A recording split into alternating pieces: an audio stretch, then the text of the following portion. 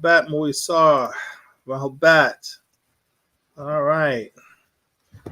We're back. As we always say, another week of Wu-Sabat. We are back.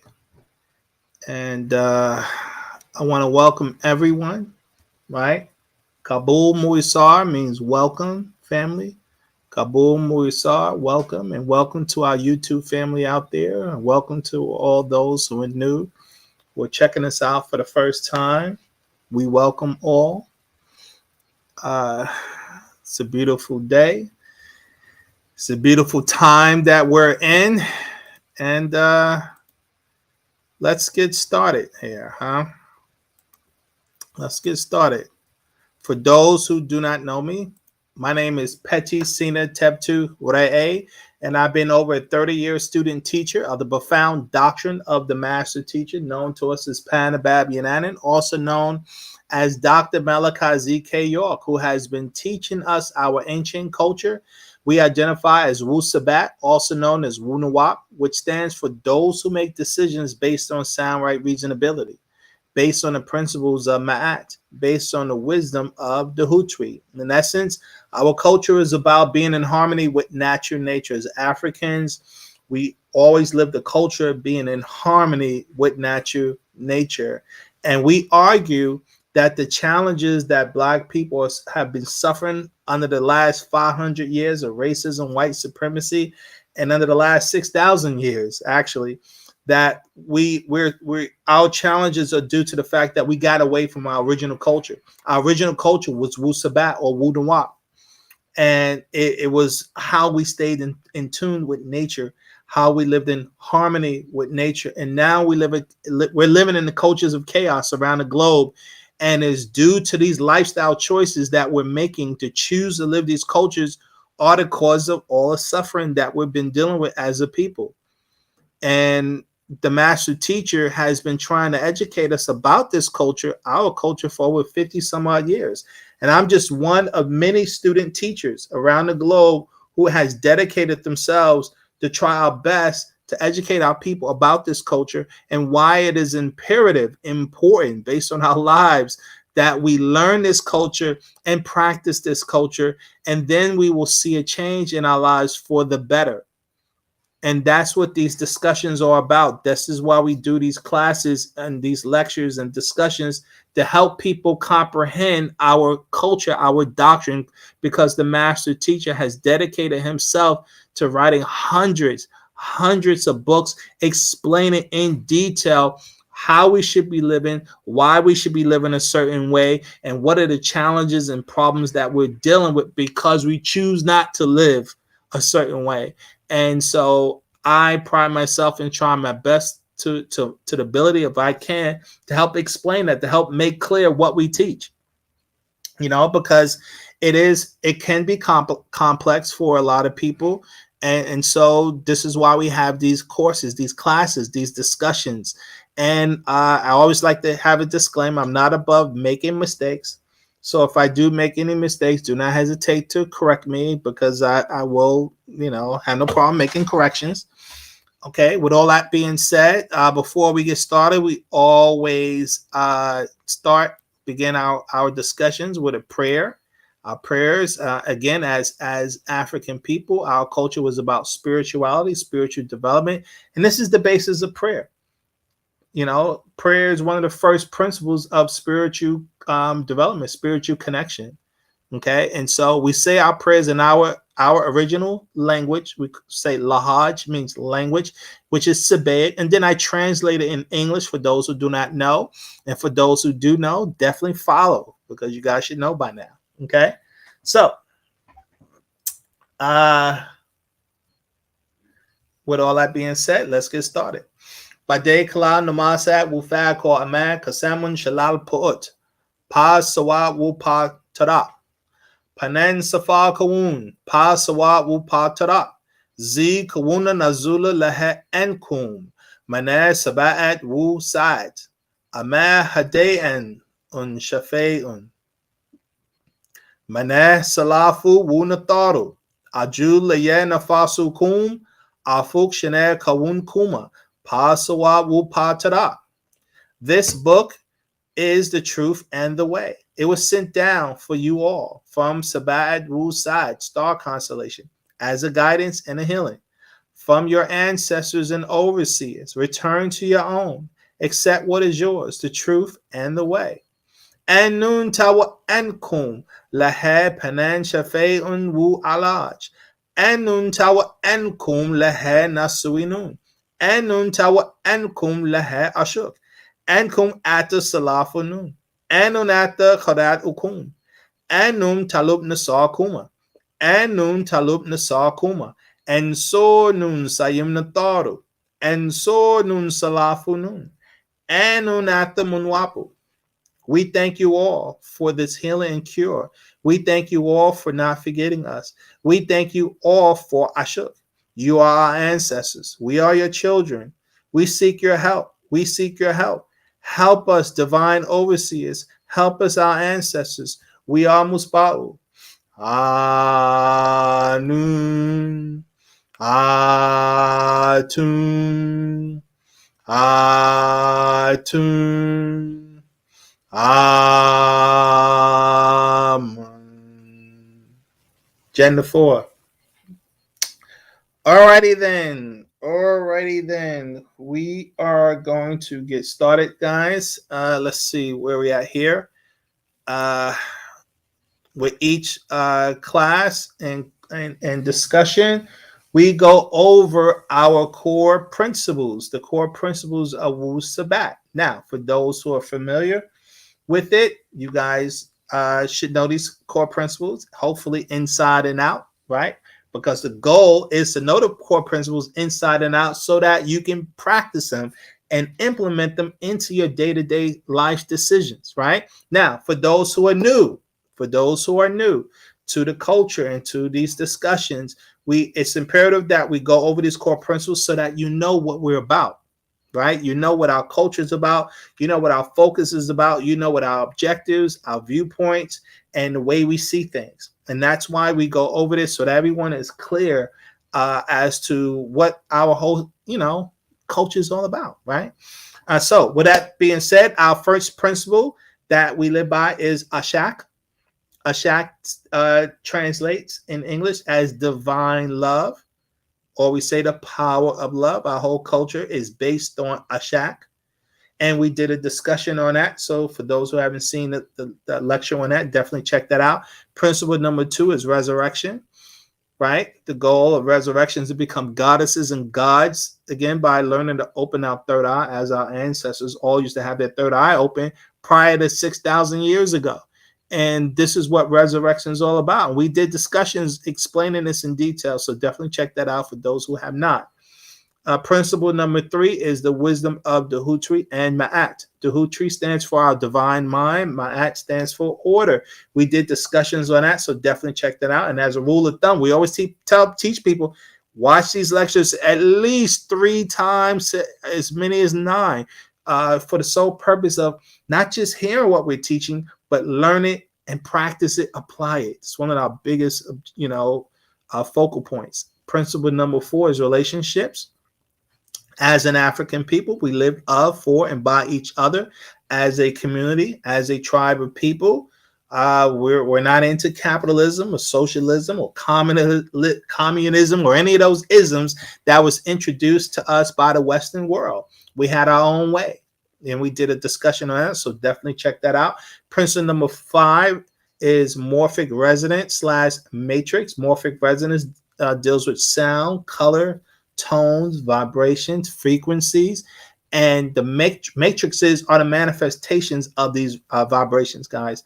Principle number 6 is Leviathan. Leviathan is what we're at war with, right? Leviathan stands for moon culture, aka religion, aka Western culture, the cultures of death.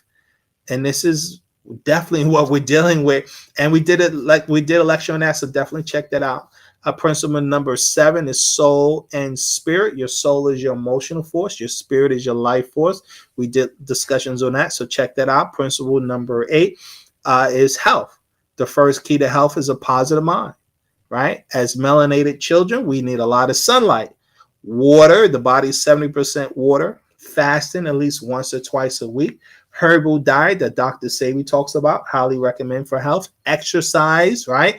Learning to rhythmically breathe, meditation, concentration, prayer, and chanting. As we always teach, health is not just the things you do physically for yourself, but also the things you must do spiritually. Our people are suffering health-wise because it creates an imbalance when you ignore the spiritual keys to health. We did a discussion on it, so definitely check that out. Principle number 9 is Pa'ut. The Pa'ut is the creative force, just means all, right? You can't take from all, because where would you get it from? Or where would you put it? Excuse me. You can't add to all, because where would you put it? And existence is based on what we call the SMAT. And this is based on the cycles of existence. The SMAT is what it teaches you that. And the creation energy we call Achak. The energy itself of creation is called Achak in our language. It translates to the word ether, or in today's science, they call it the quantum field force, right? Now, with all that being said, we, as students of Wu-Sabat, we have 3 primary goals that we teach. Goal number 1 is to raise the self. Goal number 2 is to fight Leviathan. And goal number 3 is to work to build Sabbatia. Now, in goal number 1 in raising the self, It's about learning to become born again as the Christians teach, by learning the culture of Wu-Sabat and to live it. Meaning you're giving up the old culture, Western culture, for the new culture. And you have to like put your mind like in a baby, starting fresh, because there's so much you have to learn, or relearn, I should say. Right? And now in that is the first goal is to correct your name, right? By choosing a Sabaean name and make it known to all. It's almost like a self-baptism. Also, you must correct how you look and dress. It's important to start identifying with your cultural clothing as Africans. You must learn to speak Sabaean. Language is key. We can't stress that enough, guys. You must study our doctrine every day, which builds your sound right reasoning skills. This is what's going to help you in your decision making, by studying the doctrine and learning to apply it. And the next objective is you must practice and master our daily rituals to turn yourself inside out. This is how you're going to open your third eye, by doing the rituals each and every day. That is imperative. And you must always be positive. There is no worthwhile goals you will achieve without having a positive mind. And then goal number 2 is fight Leviathan, right? This is what we're at war with. This includes working to free Panabab Yunanin, promoting Wu-Sabat, become a student teacher, and fight the 6 strongest weapons of Leviathan, which are our ignorance, our fear, our ego, our anger, our lust/desires, and our lies/deceptions. Our people are suffering from these attributes, and those are the energies or spirit forces of Leviathan that compels us to behave this way. And this is what we are at war against, to overcome these things. And then our third goal is to work to build Sabbatia, right? Our own community. Again, we work to support each other in business. We help each other reach positive goals. We help to build our culture. We must set up a landing zone for Monotheism in Africa, which means we need land in Africa, which would be supported by an African government. And Ashuk is the key to accomplish all our goals. Now, what does it mean to be a Sabaean? A Sabaean is someone who's thoughtful and cares, someone who is helpful and honest, someone who is responsible and hardworking, someone who demands justice and honorable, someone who is righteous and humble, someone who is positive and cheerful, someone who is loving and peaceful, someone who is kind and considerate, and someone who is neat, clean, and orderly, right? That's what it means. This is our moral principles we live by, guys. Now, our purpose as Sabaeans is we're fighting to liberate ourselves from adverse forces, right? This is what we live for, to liberate ourselves from adverse forces. So, number 1, we must take action each and every day to free yourself of 6 ether spirits inside and out, which includes Black people who are possessed by these spirit forces. 2, acknowledge and fight 6 ether from promoting capitalism, the gay agenda, miscegenation, the so-called equality of the races, racism, white supremacy. So this is what we're fighting against. And 3, learn, live by, and promote the laws/rules of natural nature. And each one, teach one, guys. Each one, teach one. Word of advice, do not judge this doctrine by watching the behavior of Panabab Yunanin nor his students. Judge this doctrine by the effectiveness of the information, aka information, that you personally put to practical use. This doctrine is based on self-authentication, guys, right? Know that we are not preachers, but teachers who are dedicated to answering questions until there is a meeting of the minds between teacher and student, who then can work in unity, which is the only solution to our problems. Quote, what you do for yourself in kind depends on what you think of yourself in kind. And what you think of yourself in kind depends on what you know of yourself in kind. And what you know of yourself in kind depends on what you was taught and by whom of yourself in kind. Another quote, until the lion have their historians, the hunter will always be the hero. And next, the negative mind talks of what it can't and will not do for self and kind, always complaining about who they don't like or trust, whereas the positive mind always maintains the peace by not complaining about that which they do not like, but focus on finding solutions to their problems, never allowing obstacles to get in their way of growth. Okay. Now, with all that being said, I hope that was fruitful and as a good reminder for all. All right. So today's discussion is God the Most High or existence? Today's discussion, God the Most High or existence? All right, let's get started. Now, again, for anyone who has any questions, we do encourage people to always consistently ask questions. It's imperative. You guys put questions in the statement or excuse me, in the comment section. For those who are watching the recording, I recommend everyone, whether you're watching it live, should always watch these discussions, the recordings of these discussions, as I keep saying. And guys, help us out. Put questions in the comment sections or make statements. This generates interest with the people, because if we have 100 comments, because 100 people watched it, or 200 people watched and 200 comments, this generates conversation, because if we're not talking to each other, how can we ever create relationships? That's why we do these discussions. This is why I'm up here. It is imperative that we all begin to create relationships with one another based on the cultural principles that we're all dedicated to living. We pray that everyone wants to see a better lifestyle, a better world. And we can't have that better world unless we start working together to create it, right? So with all that being said, let's get started. Now, question: who is God? Who is God? Right? Answer: God is a concept or word that was introduced to the world population by way of Europeans' global expansion of conquering that started over 500 years ago. They call this the doctrine of discovery when Pope Eugenius IV in 1436 and Pope Alexander VI on the 4th of May of 1443 and Pope Nicholas V in 1455 all of these popes issued decrees that all so-called infidels and savages convert to the Christian faith or be put to the sword, and that they had no rights to their lands or possessions. So this was the beginning of the world being introduced into the concept or the word God, because prior to that, no one had a clue, right?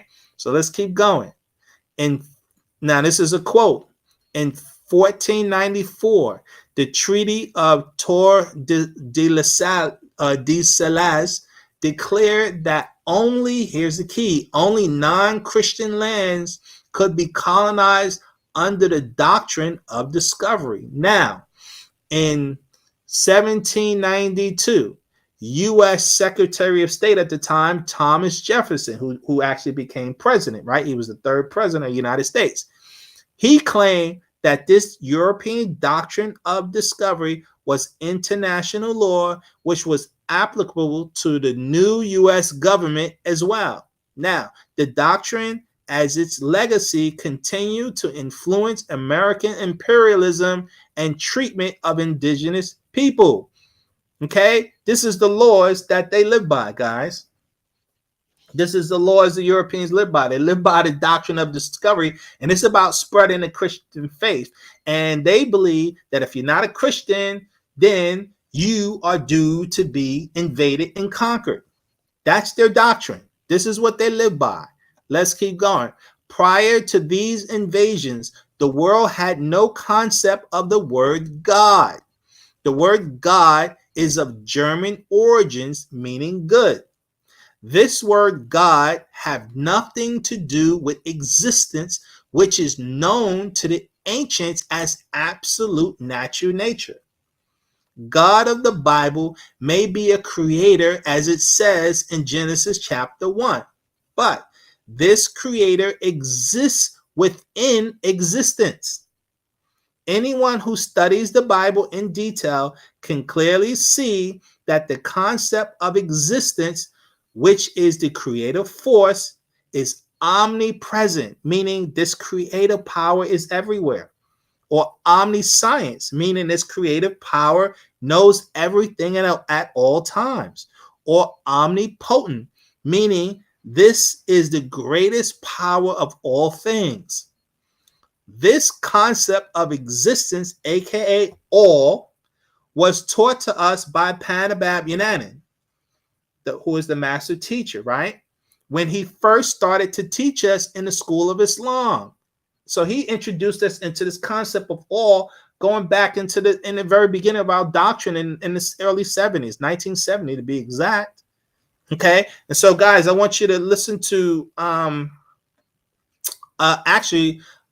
class where the master teacher explains this. Now, this was a recording of a class that was in the 80s, and he's explaining this concept in the 80s, this concept of the all, or the creative force, that people call God and people call it Allah, but it's not.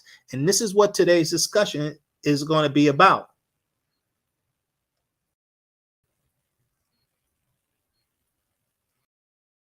There's a glitch in the sound, family. If hopefully everyone can hear me. I don't want it to have a sound problem. You know, we do go through that from time to time, but hopefully, no. Okay, we're good. I got a thumbs up that the sound is good. So hopefully, you know, anyone who's having a problem can kind of figure that out. So we go on and say, let's see. So guys, I want to play a clip from the master teacher who talks about this concept of the all. I did this in a class of mine. So this is actually a clip from a class that I had on this this very subject. Okay, so check this out, guys.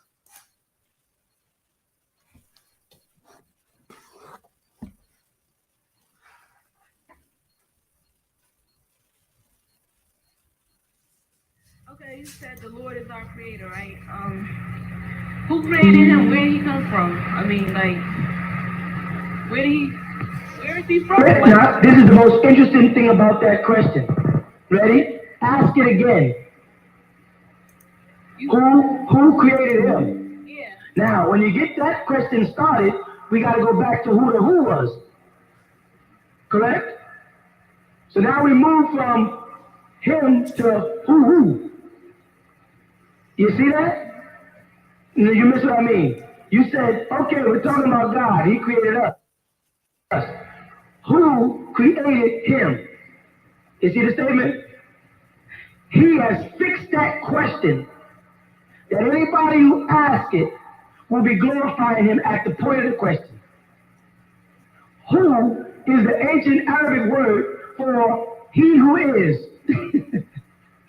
So when y'all in English phonetics ask who created him, you're still saying he who is. And when you get to the point of questioning who brought about God, whoever brought about God would be God, correct? He would be greater than God to create God. And you keep on going on to this question infinitely. Well, then who created him? And then who created him? And who created him? And who created him? And who created him? The trick of it is, our concept of creation is a manifestation of something in some form, right? Something that we can either see, hear, taste, smell, or feel. That is creating something. You see? Are you with me? Yeah. Okay. The source of the universe created nothingness to place something in. Do you understand? Yeah. I know it says without mother, without father. I know I read that, but I'm saying what is he some force that like pulls itself together or what? You know, it's not. That's what I was trying to explain. But you gotta take the time to understand this. Our understanding of creation is things that we either see, hear, taste, smell, or feel. You understand that? Now, the Almighty had to bring about a state of in order to become. And that's as far as the English will take it. He has to create, I'm not going to stop, but I mean, as far as that wording, he had to create a state of in order to become. Tangible enough for us to calculate his presence. You understand that? So therewith, the essence of his real being does not fall in the realm of what man understanding as existence.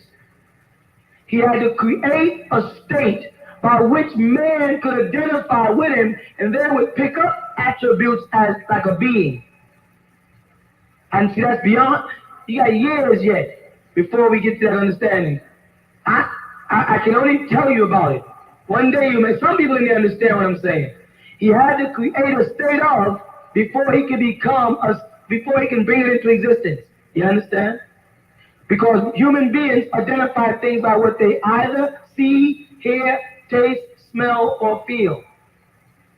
But the ultimate of the human being is the reactionary nerve system to things they see, hear, taste, smell, and feel, which they don't see the nutrition in an orange. They don't see it, but they eat the orange, the essence of the orange. So when the orange was manifest, we learned that in it was an essence that would nourish the body. The Almighty did the same thing with his existence. He made an existence necessary for us to filter from it the nutrition of spiritual upliftment or Holy Spirit. So it's not no time in creation anywhere where he was created, because to be created means that you have a creator. And if he has a creator, then that is the creator.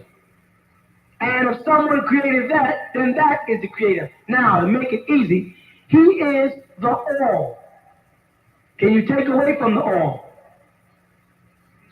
No, because you can't put it nowhere. Can you add to the all? No, because you wouldn't get it from anywhere in order for him to be the all. So to try to be a part of a circle on the inside and understand the outside of the perimeter is impossible while you're in this state. You understand what I'm saying? If you're inside a room, you can't see the bricks outside. If you're outside, you can't see the bricks inside. And if it's transparent, then there are no bricks. So to comprehend the existence of the Almighty, you have to get outside this house that you call the body. And then you'll be outside looking in. But you will never be able to comprehend the presence of the Most High while inside the body. You merely can bite into his orange and get nourishment from his Holy Spirit. You understand? It's not a simple, you asked a biggie. That's what they call a biggie. That is a complicated question with a very simple answer. You cannot think past what you can think. Okay? You have a watch? Does it tick or is it battery operated now? It's battery operated. Okay, there was a time when a watch was a cue to us of the existence of two worlds side by side. So the devil took the tick out of it. Your watch ticked, and the tick was calculating time. And each tick was a moment, correct? It went tick, tick, tick, tick, tick, tick, tick. What he did not give you is what was happening to that space between those ticks. He only told you about the ticks. And he calculated seconds and minutes and hours and months and days and years and months from the tick. He never mentioned what happened to the tick. It's the space between the ticks. That is a coexistent etheric world right next to this one. He has combined the two now, and time is zooming past us. Now that he's taking the tick out is why you say time is going by so fast. It was just Friday the other day. Now it's Friday again. Time is zooming because there's no longer a clock in existence. The devil has taken the clock out, so we would lose the ability to calculate time. But the tick is the physical world, and the space between it is the etheric world, or the world where the angels dwell. He does not want you to be conscious of that, so he keeps you in tune with the tick, not the space. You will never be able to understand the space while you're living by the tick. I'm trying every kind of different way I can to make you see this. But it's basically beyond simple human comprehension. It takes a lot of spiritual knowledge to understand that you cannot see the outside of a circle while you're inside it.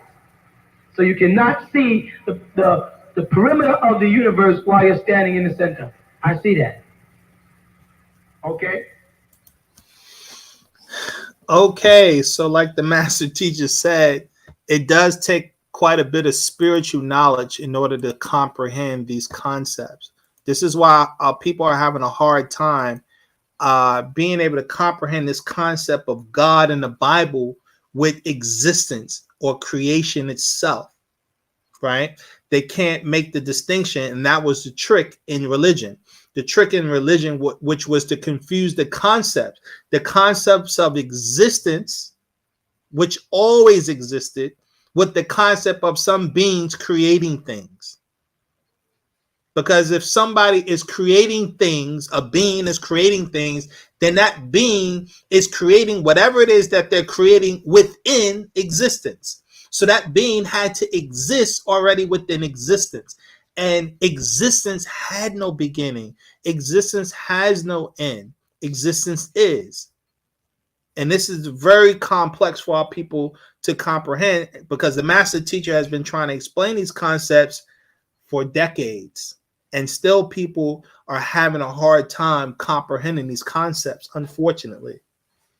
But this is what we're going to try our best to try to make these things clearer as we can. So as we keep going, it says this: we shall read Bible verses that will prove that the God or gods of the Bible, is not the creative force of existence, also known as absolute natural nature, or we called it pa'ut, as our ancestors used to say, pa'ut, but rather a creator existing within existence. So the gods of the Bible are nothing but beings who are able to create within existence, but they're not existence.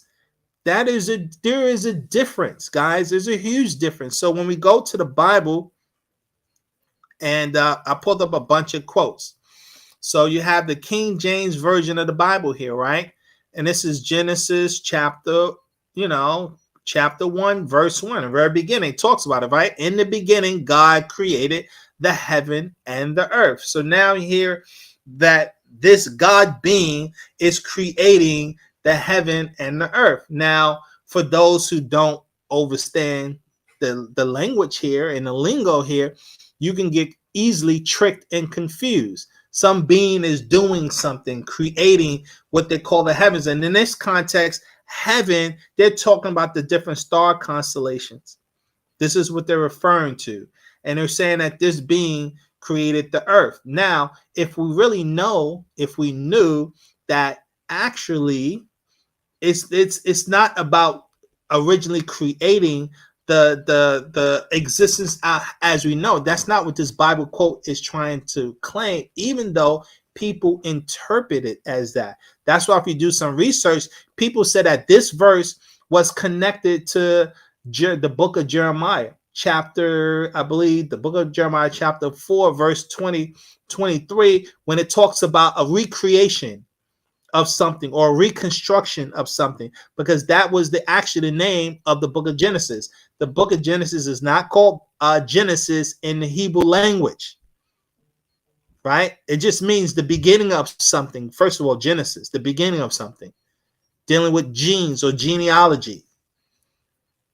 It was called, in Hebrew, it's called Barashit, and it means reconstruction. So it's not talking about existence, but again, they take advantage of our people not knowing the language. We don't read in the Hebrew language, and so it's easy to trick people when you're reading a book that wasn't even written in the language you're reading it in. Meaning, the Bible wasn't written in English. The people who were writing these things didn't even speak English. So that's how easy it is to trick our people. So we go on to say this. It says, verse 26, and God said, let us make man in our image, after our likeness. So again, these are beings creating things, right? And it's a group of beings, because it said, God said, let us make man. So we've talked about this many times. The master teacher has been trying to explain this many times. But as you can see, how many religious people on this planet? Billions. So obviously we got to do a lot better job of trying to get these points across, because our people are having a hard time with this God concept and trying to comprehend the God concept of religion versus existence itself. So it goes on to say again, where we at? Let's see, King James Version, let's see, chapter 2, right? If you go into chapter 2, it says here, thus the heavens and the earth are finished, and all the hosts of them. Then in verse 7, and the Lord God formed man of the dust of the ground and breathed into his nostrils the breath of life, and man became a living soul, it says, right? Then it says, and the Lord God planted a vineyard eastward in Eden, and there he put the man whom he had formed. So now, obviously, the God of the Bible is a gardener. He planted a garden. And it means exactly how it sounds. We don't have to go get spiritual and esoteric on what that means. It means exactly how it's written here, that the Lord God planted a garden. So this is a being we're dealing with, a being that exists within existence. And we talked about this the other week, guys. Then you go on to let's see, we're in chapter 3. It goes on to say here, chapter 3, verse 8, it says, and they heard the voice. Well, let's do it like this. Okay, no, we do it like verse 8. And they heard the voice. They're talking about Adam and Eve, guys, because I'm starting at verse 8. So the Bible's talking about Adam and Eve, and it says, and they heard the voice of the Lord God walking in the garden and in the cool of the day. And Adam and his wife hid themselves from the presence of the Lord God amongst the trees of the garden. So obviously you're not dealing with no spirit force. You're dealing with an actual being who's walking in the garden that this being created. We just read that this being created a garden, and now this being is walking in this garden. And Adam and Eve, who are in the garden, they're hiding from this being. So we're dealing with a being who exists within existence. The God of the Bible is not the creative force. The God in the Bible is not omnipresent. The God in the Bible is not omniscience. And the God of the Bible is not omnipotent, all-powerful. That's not to say that the God of the Bible aren't powerful beings. They're just not the creative force of existence. That's what we're trying to explain here. And it's important that how people get these concepts. I can't stress it enough, guys. It goes on to say, verse 9, and the Lord God called unto Adam and said unto him, where art thou? So how can this God be omniscience, meaning know everything? And he's asking a question like, where are you? How can he be everywhere, omnipresent, and he's not right there where Adam is? Think. Because they taught us to use basic common sense in these religious theologies, and our people, they'll read this and they don't apply common sense to these basic things. And it is our imperative as students of Wu-Sabat to try our best to educate our people, or at least educate children who are not going to fight you, because children will comprehend common sense. This is basic common sense. If you go, and it keeps saying, and he said, I heard thy voice in the garden, and I was afraid because I was naked, and I hid myself. So this is Adam speaking, right? And it says, verse 11, and he said, this is God speaking now. And he said, who told thee that thou was naked? So now Adam is having a conversation with this God being. And he says, hast thou eaten of the tree whereof I commanded thee that thou shouldest not eat, right? So he's telling Adam, I'm like, this is a being who's chastising, like like a parent chastising their child for doing something they shouldn't do. You're dealing with actual beings. It is imperative that our people get this concept, y'all. Because we don't get this. We're not seeing how important it is that our people really comprehend these concepts. It's a matter of life and death kind of importance. That's why. And as students of Wu-Sabat, we need to be teaching and explaining these things to our people. Chapter 6. And it came to pass, when men began to multiply on the face of the earth, and daughters were born unto them, that the sons of God saw the daughters of men, that they were fair, and that they took them wives, all which they chose. So this God, who's a physical being, who's dealing with Adam and Eve, have children. Right? So this God have children. He had sons who took females, and they took human females and they produced children with them. So you're dealing with humanoid, God-like beings. And that's what the Bible teaches. These beings are humanoid. And we, again, like I said, we did this the other week. We talked about it.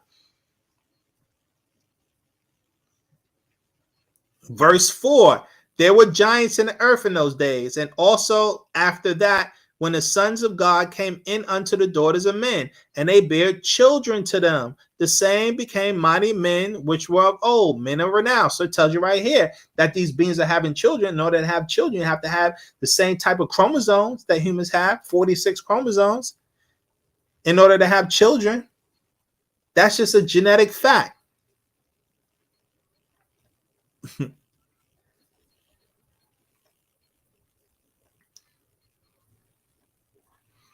We go down to Psalms, the book of Psalms, chapter 82, verse 1, right? Book of Psalms, the very beginning of the book of Psalms. It says, God standeth in the congregation of the mighty. He judges among the gods. Where Christians get this concept of monotheism, one God? There's no one God. There's many gods. No concept of one God. The Bible don't teach that. But what they do in the Bible, if you notice in the beginning, because I copied this from an online Bible, guys. Now check this out. When you look at the beginning of the sentence, they put God in the capital G, right? And then when it says he judges among the gods, they put this one in a lowercase g. Now, see, this is something the master teacher always pointed out. He says, first of all, this is ridiculous. Remember, the Bible wasn't written in English. So there was no capital letter, lowercase letters, uppercase letters. That didn't exist in Hebrew. And they did that. The translators are doing that on purpose to make people think that the lowercase g God is different than the capital G God. There is no difference, people. Don't let them trick you on that. There's no difference in the ancient language. They didn't have upper and lower case in Hebrew.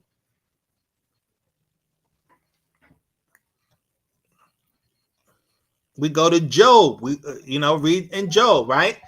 It says Job in chapter 1, verse 6. Now there was a day when the sons of God came to present themselves before the Lord, and Satan came with them. These are beings. That's why, guys, watch that movie. I wish I pulled the clip, The Clash of the Titans, right? And it shows like Zeus, right, the head of the gods, and then the other gods around him. So it had Apollo and Athena and Hades and Poseidon. They had a conference. This is what you're seeing here. That's why the movies are. That's why the movies make those kind of movies, and they show you that. It's the same thing in the Thor movie with Odin and Loki and all of the other different gods of Asgard.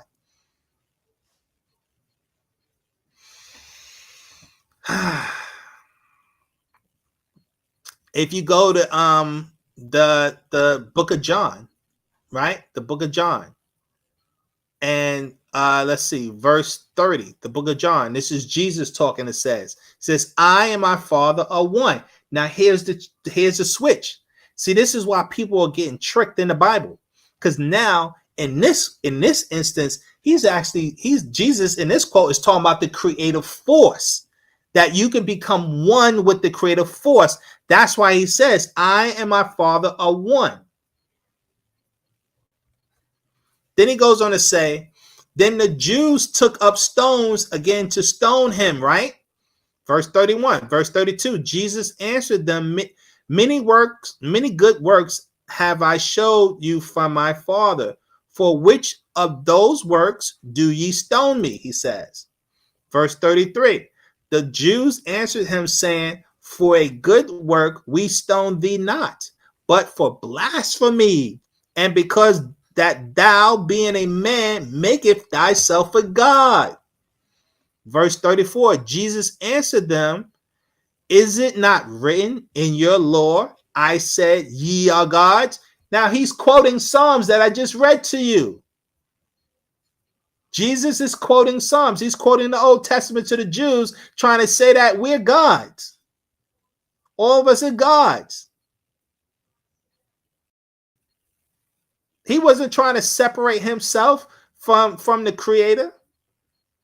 He was trying to teach that, because listen, guys, that's just spiritual knowledge. Anyone has any knowledge of spiritual consciousness and what they call the God consciousness, this is what we was taught in ancient Egypt, ancient Kemet. They taught the same principles in ancient Samaria.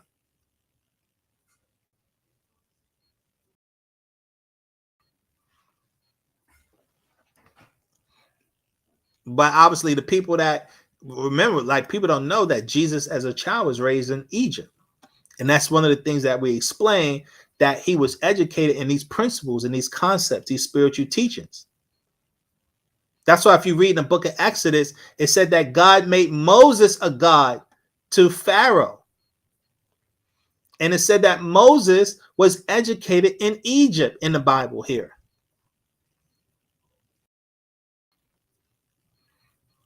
So it's imperative that our people understand this concept of this God force, so to speak, as they talk about, and the God of the Bible. We have to understand the difference between the two. But let's get back to our discussion. Question: if God is not the creator, who then is God? God or the gods are no more than what the ancients said that they were, which are advanced humanoid beings having powers and abilities that we see in movies like the Avengers or X-Men or the Hulk or Superman, etc., etc. And we know this is so because of the ancient monuments that they built, which is beyond science today, guys. And so we know there were advanced beings on this planet when you look at the ancient monuments. These beings were highly advanced who was on it. And they obviously, we talked about this before. In today's culture, we call them ETs. These beings are highly advanced. Now check this out. I put this clip out before. It's called the Pyramid Code, that it addressed this concept. This was a lecture I did back in 2018, and just showing how to, the science behind the pyramids, that you had to have advanced beings to create those things. Not normal humans did it, because even the technology today, they don't know how these pyramids were built. Check this out for those who haven't seen this. The documentary, The Pyramid Code, and we look at the mathematics of the pyramid, the science of, in order to make that pyramid, the knowledge the individuals who had, the knowledge they had to have in order to design a structure like that, perfectly like that, they had to have a high level of scientific thought.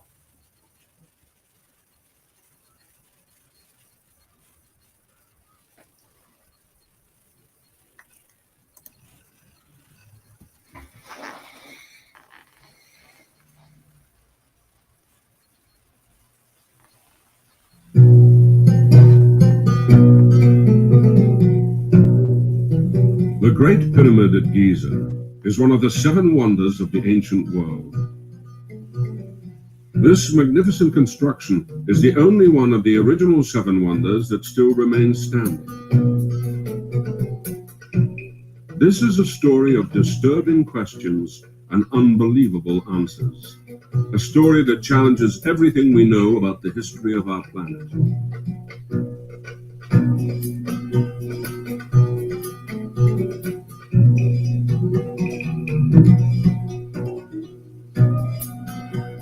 Building the Great Pyramid was an astonishing achievement. There are 8 major feats of engineering involved in the building. First, the builders leveled the ground and cut a 6,000-hectare bedrock to fit many strangely shaped slabs, each one as heavy as a car.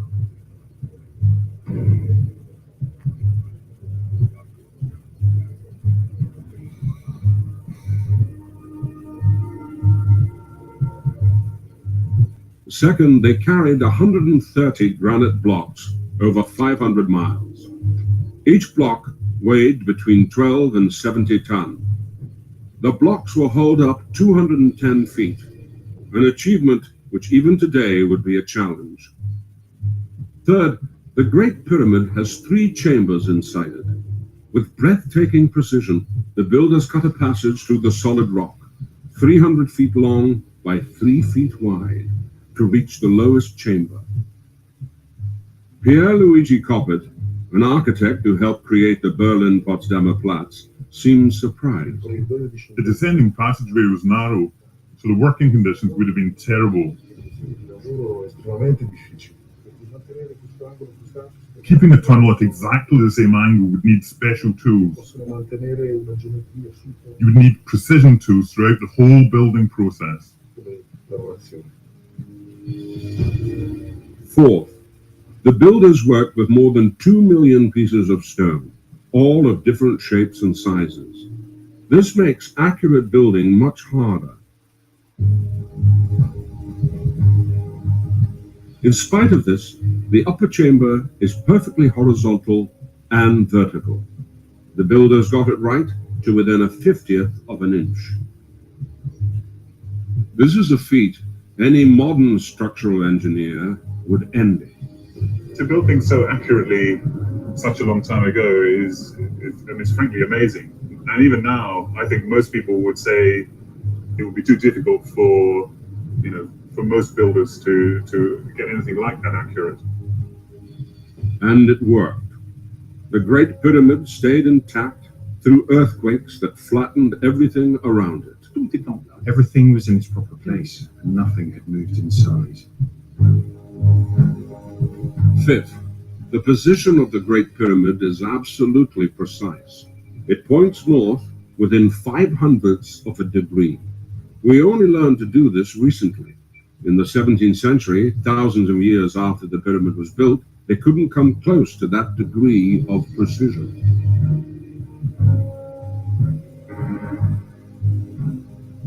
Sixth, the Great Pyramid actually has 8 sides. Building an 8-sided pyramid is even more complicated than building a 4-sided one. To keep this 8-sided base on the 4 sides of the edifice during the build, with an accuracy down to a centimetre, even down to a millimetre, this would have been extremely difficult. If we wanted to build a structure like this today, even using all the modern measuring devices and building techniques at our disposal, we'd still be in real trouble. 7. They worked at speed. Egyptologists think the pyramid only took 20 years to build. There are over 2 million stone blocks in the pyramid. If they worked 12-hour shifts, 365 days a year, they'd have to quarry, carve, lift, and fit one block every 2.5 minutes. And finally, since the ancient Egyptians didn't have wheels, iron, or steel, the 7th wonder of the world was built with copper chisels, stone mallets, and hemp ropes.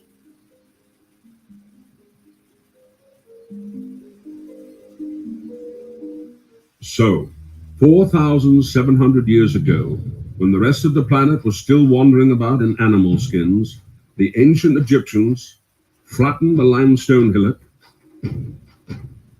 paved an area the size of 6 football pitches, piled up 2 million blocks of stone to the height of a 42-story building, drove a narrow 300-foot-long passage utterly straight through the rock, fitted the stone in the inner chamber with complete precision, built the outside of the pyramid with 8 sides instead of 4, and made it earthquake-proof.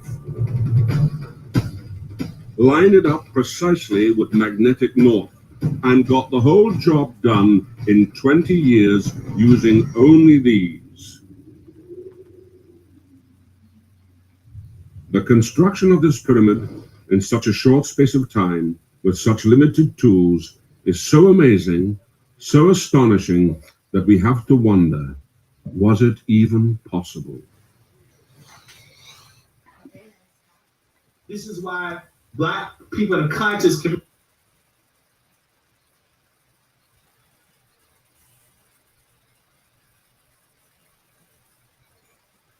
Oh. That's from my video, and it stopped. Interesting. Guys, can you hear me? Can they hear me?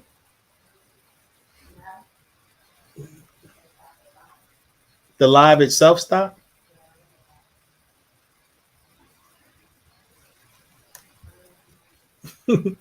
That's crazy. That's from my video.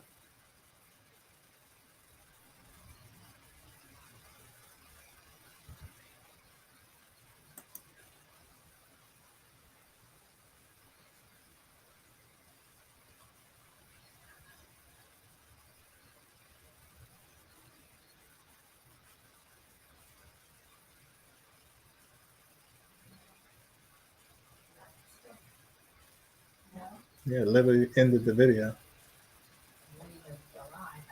Yeah. Yeah, ended the live. And that's from my video.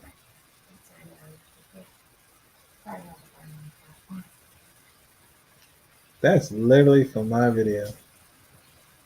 And they cut the live feed.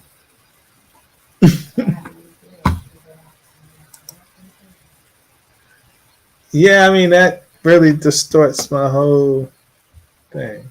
Mm-hmm. Oh, we're back. We're back. Wow. That's YouTube. They cut the feed. They cut the feed because of the video. I was showing a clip from my videos, one of my videos that's on the channel, and they cut that feed. It's insane. Wow. That's literally from my video. And they cut the feed. I think it's this new, they created some new software algorithm that stops. I don't get it. I mean, because that video plays on my channel right now. Anyone can see the video from that clip where, you know, so I don't know. It's crazy. I can't even begin to explain it, but, you know, this is what it is. This is kind of why we guys, we have to get our own platforms, and so that, you know, we can put information out that need to be. Now, I get what they're trying to say, because they're saying that that's someone else's video and stuff like that. But I think their policy is a little bit extreme, because our channel, I don't monetize it. If you notice, I don't play any commercials on this channel. I don't try to monetize this channel.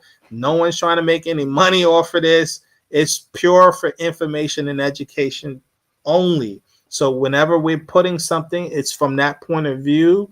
So really, they shouldn't be stopping anything that we put up, because we're not trying to sell anybody's stuff, make money off of other people's information or anything. But this is what YouTube, you know, they have this, you know, cookie cutter, or excuse me, one shot process for everybody that they, you know, put it in, because obviously you have people who do try to use other people's stuff and make money off. So that those like myself who are not trying to make money off of other people's stuff, you know, we have to be stuck in their rules, and they don't want to create a software where they can tell those who are making money versus those who are not making money. You know, they could do it, but they choose not to do it. But it is what it is. So let's get back to our discussion. In essence, we were showing the pyramid code that they cut. And in the pyramid code, it was showing how advanced these pyramid systems were built. And obviously they had to be advanced beings who did it, humanoid beings who did these things, you know. And so we're talking excuse me, we're talking about our ancestors who were very advanced. And that's why we keep teaching that we fell from our high state of intelligence, our high state of intellect, where we used to have this knowledge, a godlike knowledge. That's why we teach our goal is resurrection to become gods and goddesses again. And in today's culture, they're calling these beings ETs. So that's with the pyramid code that came out. And you guys can see it's online. You can check out the video that goes into showing how advanced these pyramids are and what it would take to create those things, because they don't have the technology today. That's what they were showing. You know, and you guys need to be aware of that, and we need to make that clear to the people that we was dealing with a high level of consciousness in ancient times, because people think today's modern societies is advanced, and it's not. Trust me, it is not as advanced as what was happening on this planet 6,000 years ago. But you know, it is what it is. Let's keep going. So it says, these beings are no more than what people call today extraterrestrials, beings who are millions of years more advanced than humans, beings who are master geneticists, knowing how to clone themselves, creating the human population as we know it. The actions of these beings are told throughout throughout the world by ancient cultures. The Sumerians called them Anunnaki. Egyptians called them the Natharu. The Dogons called them the Nomos. The Quran, right, called them Allah. And the Bible called them God or gods or Elohim or Yahweh or etc. These beings have many names depending on what culture is referring to them. These godlike beings are not the creative force of existence. Humans have been sadly tricked into thinking these beings who created religion as we know it to be are the creators of the so-called heavens and the earth, which is a lie and false. So we can't confuse these beings, these godlike beings of the Bible, with the creative force. These beings of the Bible are very advanced. They are. When you read the Sumerian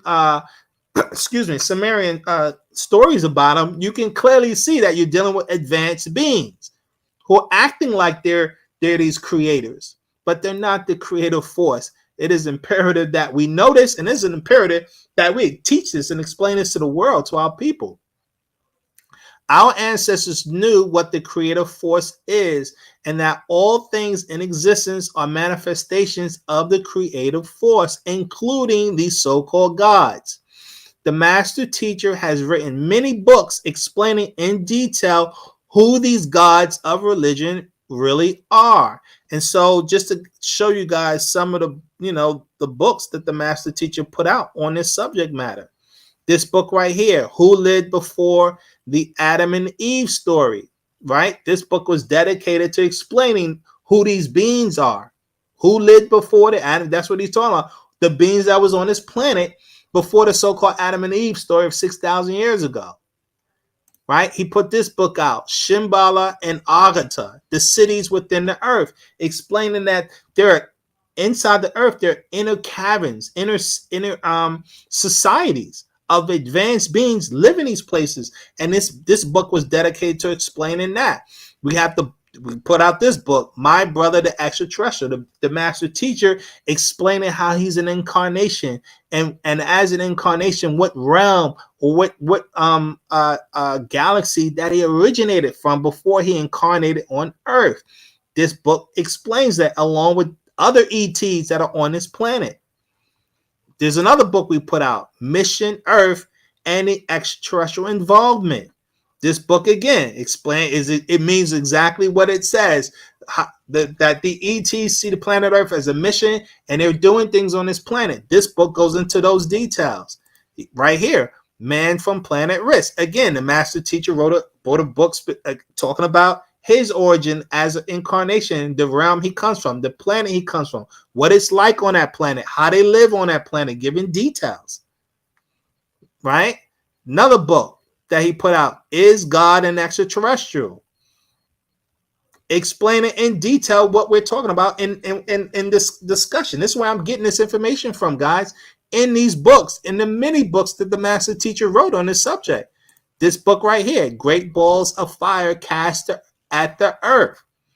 This is, again, a book talking about what these beings are doing and their capabilities.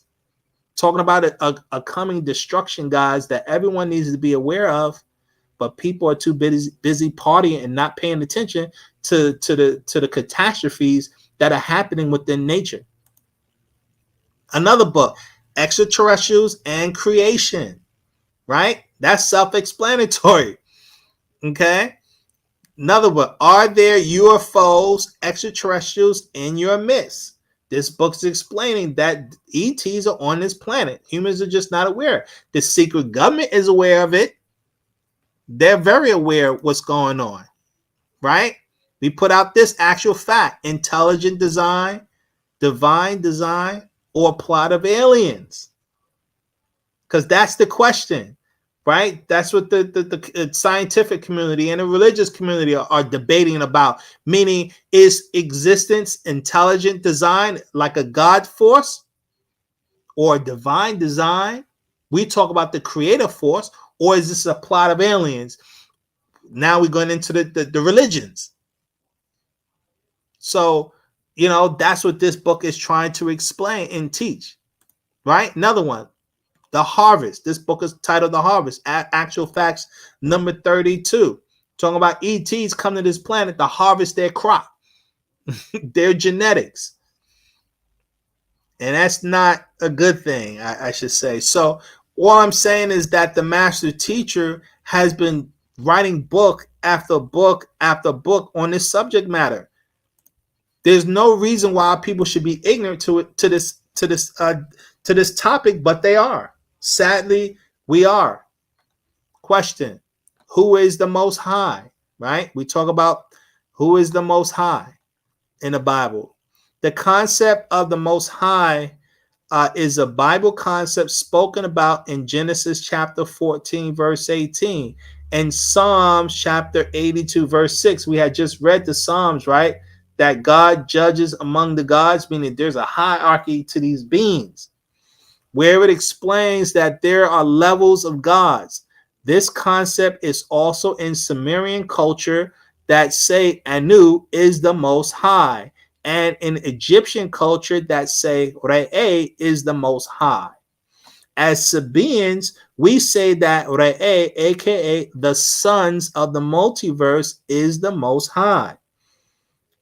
And we put this out in a book, Actual Facts, number 108, called The Proof. And in this particular book, we go into that subject matter. This particular book right here, Actual Facts 108, called The Proof. And if you go to this is page 6. It says, in the beginning were the sons, and the sons are within Fatar Yal Fatar, natural nature, and the sons are natural nature. The sons, the true Kakabat stars, are Panatharu, the overseers, who grew absolute natural nature from an omniverse, which is all, into universe, which is the all. So the sons are the creative forces. The sons come out of existence, self-created, and the sons are the ones who grow universes and galaxies and solar systems, guys.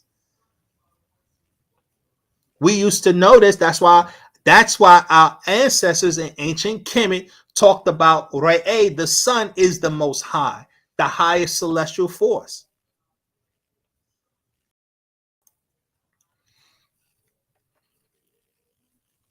The Most High is the most powerful celestial force of absolute natural nature, who is the life giver to all. There would be no life without the sons of the multiverse.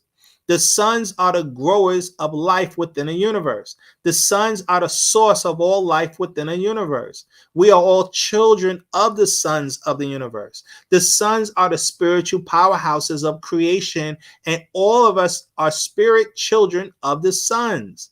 The sons are conscious, living, thinking, creative beings of natural nature.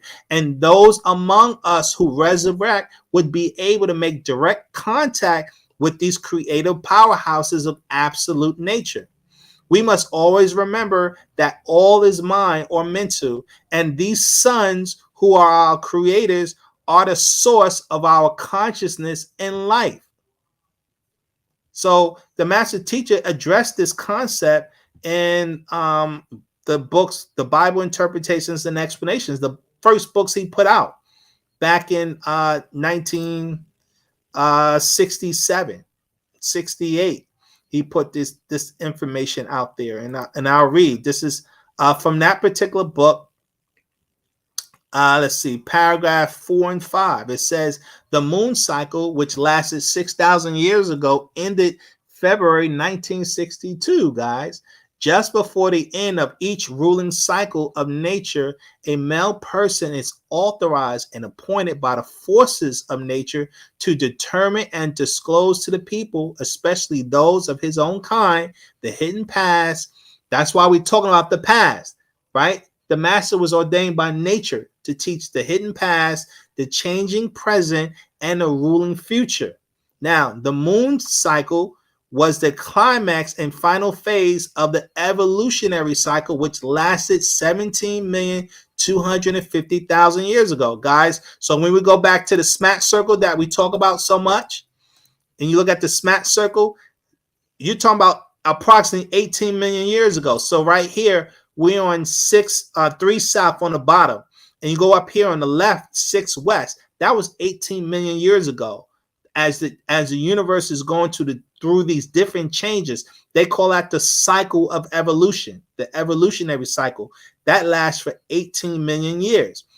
Ignore what the scientists, the Caucasian scientists, explain about evolution, because they'll confuse you. Okay. For those who need more data on that, check out discussions we did on our channel called The African Science of Existence, where we go into more detail on this subject matter. But let's go back to the book. Now, it says the moon cycle was the climax and final phase of the evolutionary cycle, right? That we just talked about, that last 17,250,000 years ago. Therefore, since the end of the moon cycle was also the end of the evolutionary cycle, which is the cycle of mankind, by the way, and it is now the revolutionary cycle, which means evolutionary reverse. And that's where we are now, the revolutionary cycle. That's why all this doctrine and all this information is being pumped out into the world. It was necessary for the forces of nature to select from among the oppressed a woolly-haired Ethiopian, a descendant of Ptah, and qualify, authorize, and appoint him to manifest the knowledge and rule the beginning present cycle, right? Paragraph 5. Just as there are forces that can foretell the future, there are also forces that can retrace the past. And Amenubi Ra'akta, who is the master teacher, guys, has access to all forces necessary to retrace and foretell, and this fact made these booklets possible.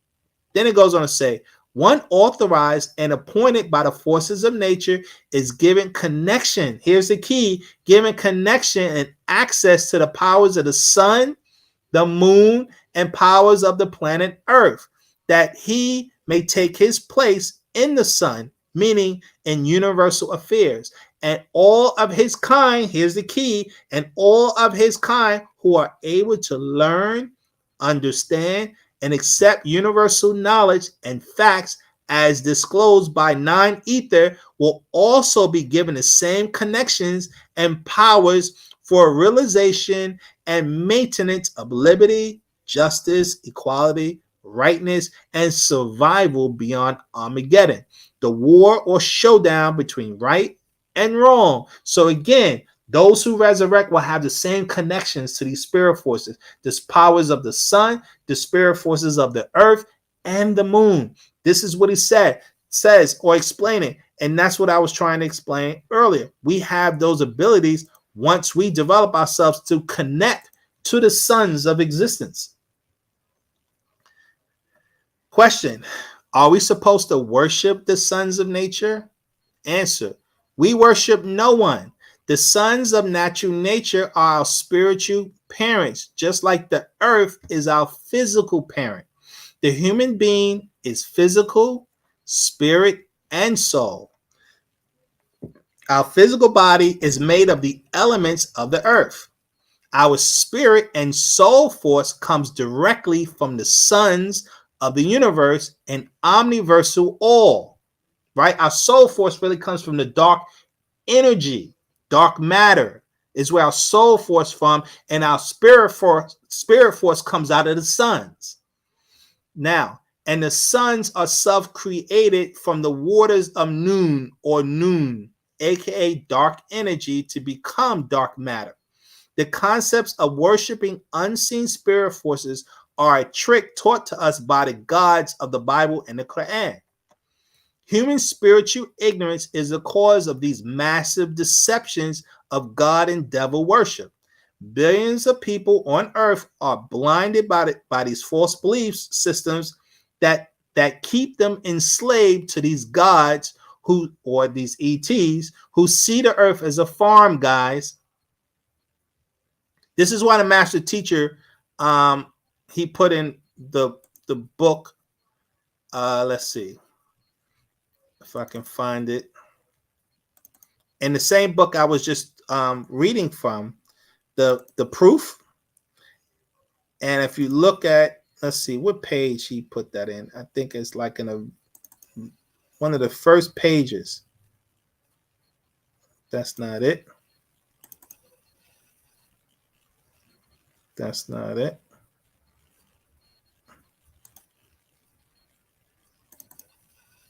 Right here. This is in that book, the proof. This is on page 3. And he puts this symbol here and he writes here, Pa Mazara, the farm. And he's talking about earth. These beings, these ETs see earth as a farm, guys. It is imperative. That's why I talk about that movie, Jupiter Ascending, because that's what the movie is about. Okay, so he goes on to say these so-called gods were creations of the sons, no different than us humans, right? So these ETs they also come from the same spirit source of which is the sons. They just have different spirit energy than us. Okay. And if you guys look at the lecture we did, the races of nature by nature, we go into that. So the only difference is that they have their memory of their origins and we forgot ours. That's what gives them the advantage they have over us. Their knowledge of their origins, which is why they have such advanced technology. Our ignorance allows them to take advantage of us in the most horrific ways. It's going to be the sad day when the people of earth wake up to the truth of the so-called gods of religion. Anyone who takes the time to research the UFO phenomenon will find that ETs have been manipulating and taking advantage of the human population for tens of thousands of years, which is why we say the word planet or plan of ETs. So when you break that word up, planet, that's really the essence of what this word really means, guys. The master teacher point that out. Now, the sons are our parents. And it is our goal in life to become in tune with these celestial forces of natural nature. The sons are the source of our divine reasoning, and reasoning is a divine mind of absolute nature. Our ability to reason is what gives us the power to solve problems and create livable lifestyles. Reasoning is a divine power that left the African woolly-haired race 6,000 years ago. Lack of reasoning is why Black people cannot figure out the solutions to our troubles. Nupu means sound right reasoning because the manifestation of divine reasoning are the sons who grow galaxies and then solar systems into creation order. Sound right reasoning is the only way to solve problems and create solutions. Question: if sound right reasoning is the solution to Black people's global problems, why has it not worked as of yet? Answer: Sound right reasoning is the only solution to Black people's global problems. Sound right reasoning is also called cosmic reasoning, and cosmic reasoning is what puts one in tune with the spirit forces of natural nature, aka non-ether spirit forces.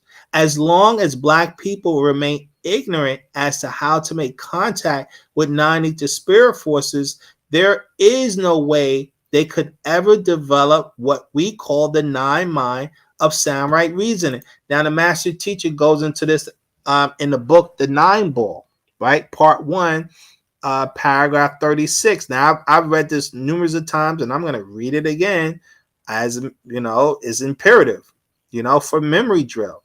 But let me see if I can find it right here. This is paragraph 36, talking about, you know, in the Nine Ball. It says here, we are Ethiopians, also Sabaeans is our current name, right? This means people of ether. Ether is the sons, the ether children. Okay.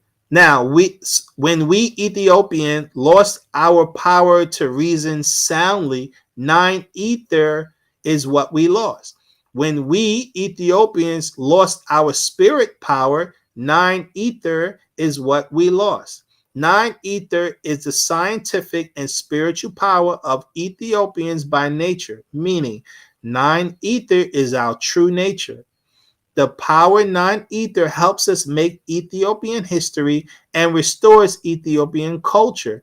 And this means mental liberation. And mental liberation in turn beget physical liberation. The solution to our problems must be one which will work for us worldwide because our racial problems are worldwide. The reasonable and practical worldwide solution is mental liberation, which produces Ethiopian creativeness, which is the ability to create everything we need, guys, and Ethiopian independence, which is the ability to think independently and act independently of other races.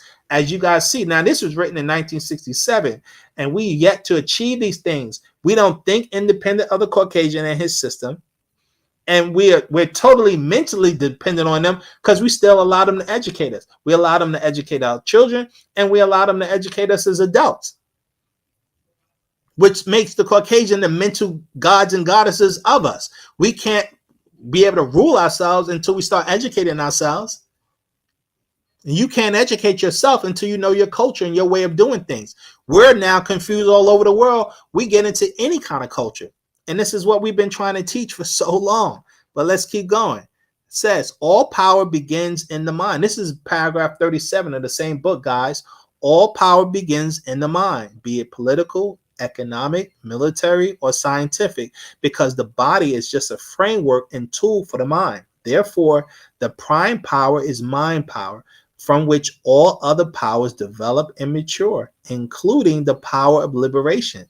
Nine ether develops nine reason, and nine reason develops nine knowledge, and nine knowledge develops the nine mind power, which is prerequisite to Ethiopian mental and physical liberation. So there is no liberation, guys, unless we harness the nine mind, the nine ether mind. There is no way we're gonna be a free people until we learn to do this on a collective basis. Let's go back. Dr. York has made it very clear for the past 50 years that it is our spiritual ignorance that blocks us from having access to our spirit powers of nine mind reasoning. Sound right reasoning, aka also known as NoopooH, must be harnessed into our minds by way of the rituals I talk about in every lecture I give, guys. I talk about it. It's in the principles that I go into these things, right? It is impossible to solve problems that was created by the spirit forces of Zupu without using the spiritual science of the spirit forces of NoopooH, right? We're at war against the spirit forces of Zupu, which is also known as six ether. We need our family, the non-ether spirits, to help us. And we have to learn how to make contact with these spirit forces again. Black people cannot solve their problems without first conquering the lower spirit forces that plague our minds, telling us it's okay to eat bad food or watch porn or be greedy or lie or cheat, steal, kill, be angry, lacking willpower to exercise or meditate or do rhythmic breathing or prayers or the chanting or do any other spiritual things on a daily basis, right? Which is the key, doing this stuff on a daily basis so that we can harness the nine mind of divine reasoning. Our problem is simply that we have not been able to overcome our lower mind. Right knowledge was designed for the sole purpose of teaching the student to overcome the lower mind of ignorance. But if you choose not to study right knowledge and put what you have learned into practice each and every day, then how could you ever imagine to overcome your problems caused by these lower spirit forces which are inside of you and which you pass on with each sexual encounter you have, which is why the world is plagued by these lower forces, guys. And I refer all to an actual fact, a book we put out called Feeding the Forces. Let's see if I could have a copy of this book. This actual facts right here, actual facts, and it's called Feeding the Forces. And this is literally where I'm getting this information from on this subject matter. The master teacher makes it very clear in this particular book. I highly recommend all to research this book, study it. It's extremely powerful.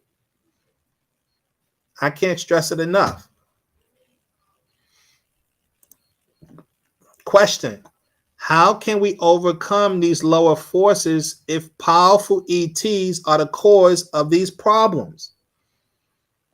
Answer: the master teacher, Panabab Yananan, has informed us that these lower forces would be removed from this planet by the Galactic Federation of Worlds if we could get the mass majority of our people to overcome our lusts and lower desires.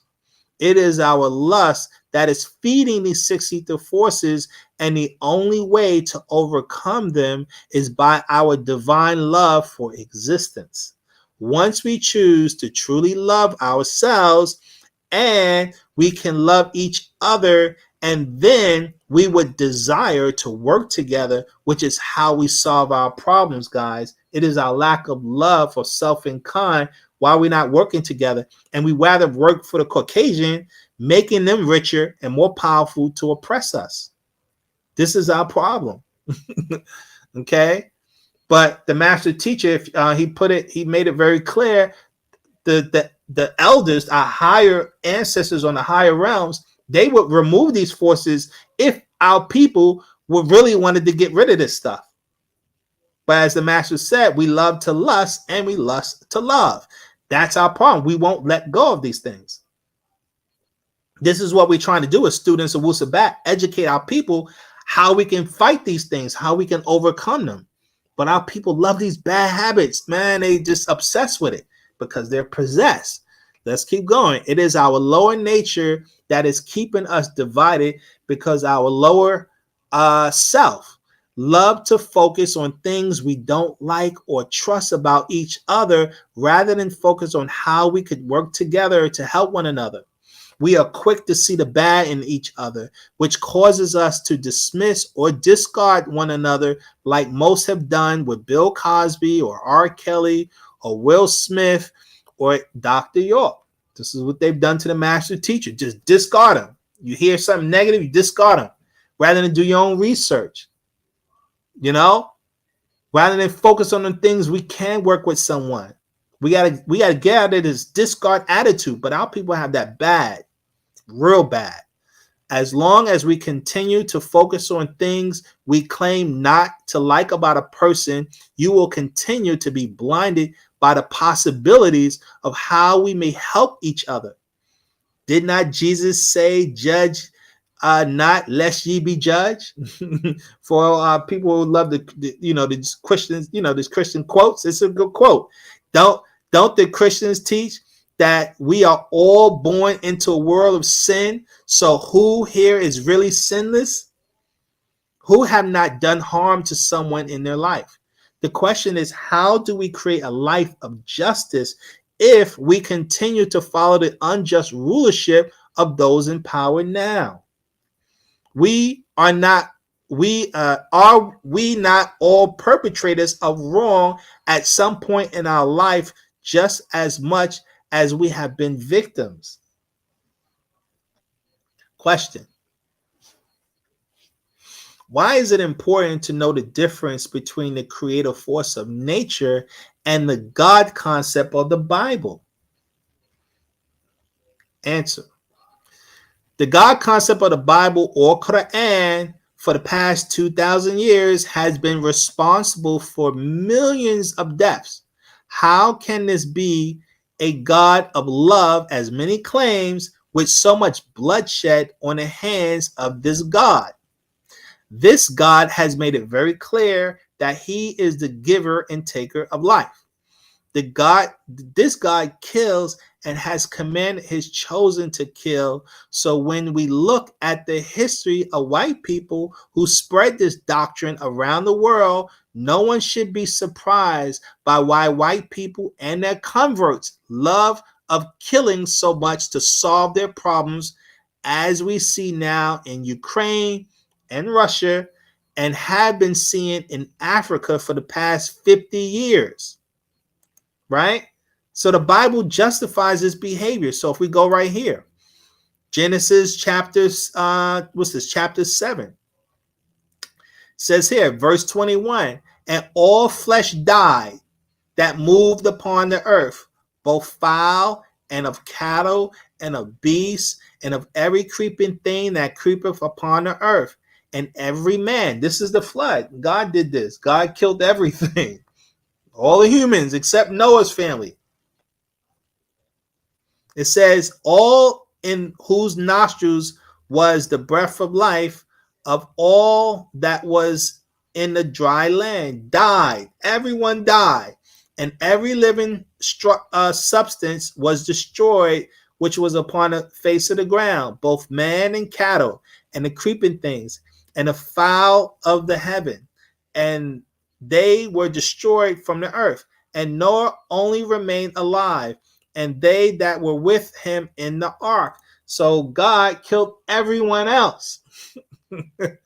Deuteronomy chapter 7, right? It says, verse 1, when the Lord thy God shall bring thee into the land whither thou goest to possess it, and has cast out many nations before thee, the Hittites, the Girgashites, and the Amorites, and the Canaanites, and the Perizzites, and the Hivites, and the Jebusites, 7 nations greater and mightier than thou.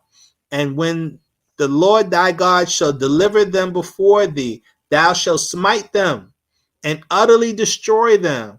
Thou shalt make no covenant with them, nor show mercy unto them. Look at that. God said, don't show no mercy. Just utterly kill these people. Neither shalt thou make marriage with them. Thy daughter thou shalt not give unto his son, nor his daughter shalt thou take unto thy son. For they will turn away thy son from following me. Here's the key, guys. Listen to that. For they will turn away thy son from following me, that they may serve other gods. So will the anger of the Lord be kindled against you and destroy thee suddenly. So you're going to get killed from worship if you worship other gods. The God of the Bible, the gods of the Bible, will kill you for worshiping other gods. These are ETs, and they don't want anyone looking at other beings or celestial beings, because if you do, they'll kill you. This is what they teach. This is what their Bible teach, that God is a killer.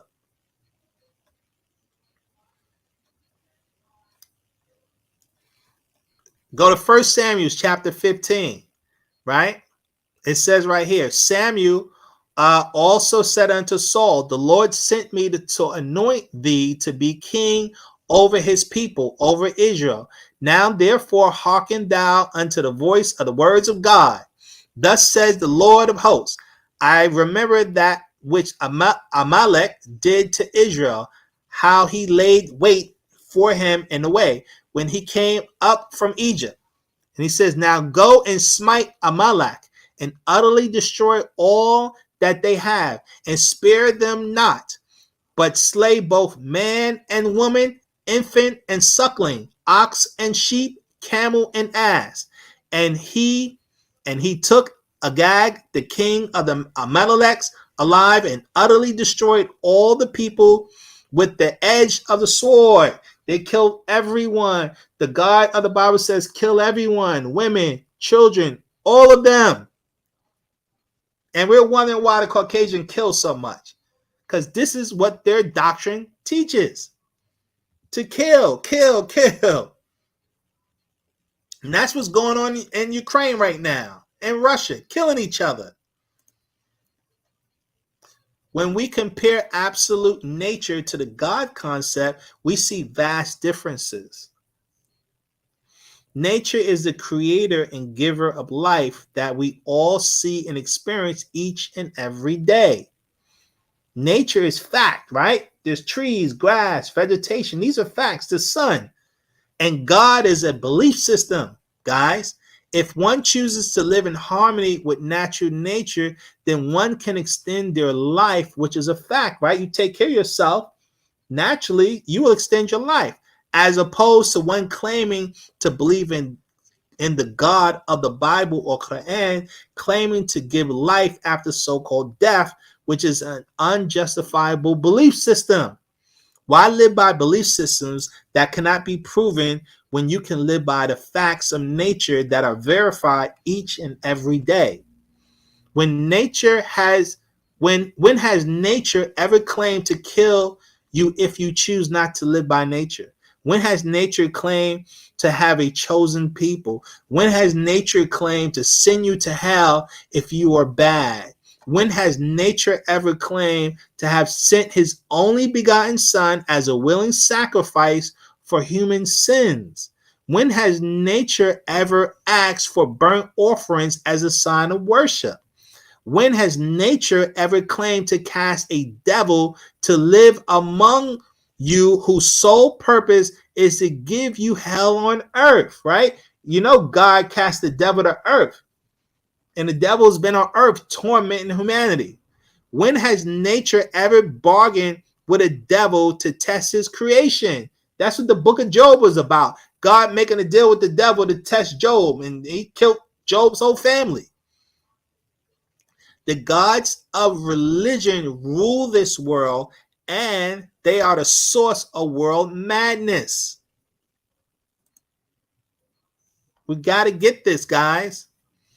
You know, I would show this clip, but I don't know if they might, take it down. This is a clip talking about how powerful the church is, guys. This is on YouTube.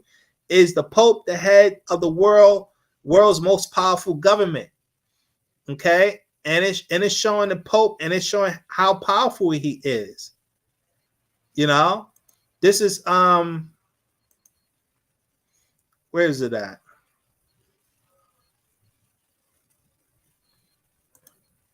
Picture this. You're walking down a dimly lit street. Let me see. I'm going to just do a little bit. Hopefully they won't cut my video like they did.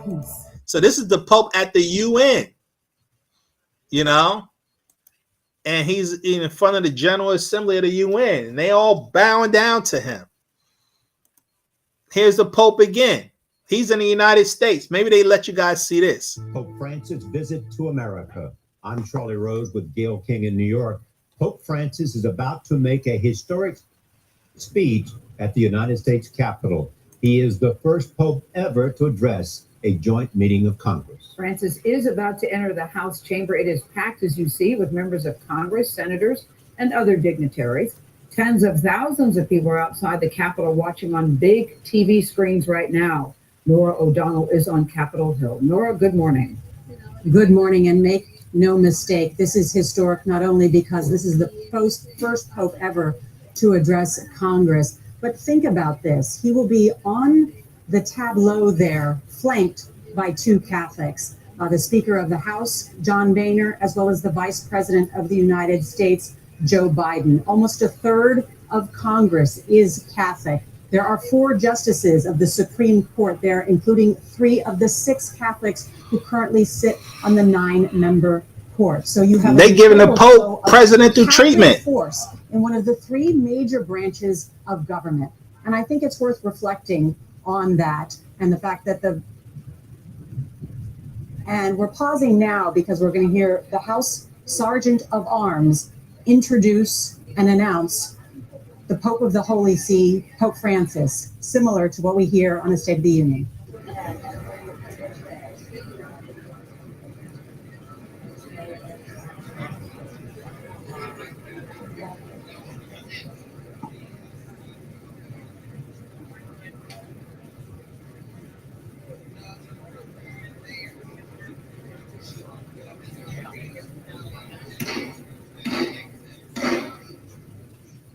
Mr. Speaker, the Pope of the Holy See.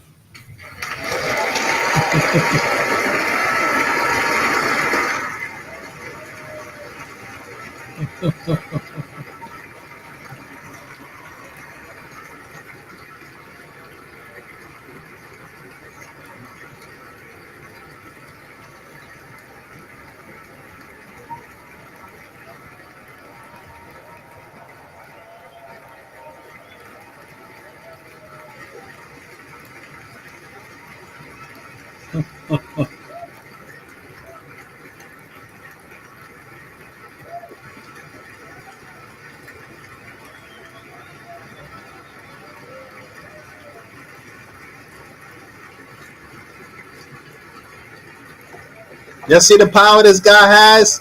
He's the vicar of Christ, the vicar of God, the spokesman of God on earth. That's what they call him. Look at this. Now, keep in mind, this is when Barack Obama was president, right? And the Republicans despise Barack in the Democratic Party. But you see how they all bow down to the Pope. All of them praising the Pope. You see how powerful this being is. You know? This is their God. Let's keep going. Question. What do you have to say to the people who call on God and Allah in their prayers every day? Answer. All those who call on the spirit names of God and Allah are calling on unseen spirit forces who come to those who call on them. We must realize that spirit forces are living energies of consciousness who have personalities that incarnate into human bodies to live out their desires. When people call on these unseen spirit forces every day, they are unknowingly asking to be possessed by these forces, which explains the rampant chaos that rules the world today.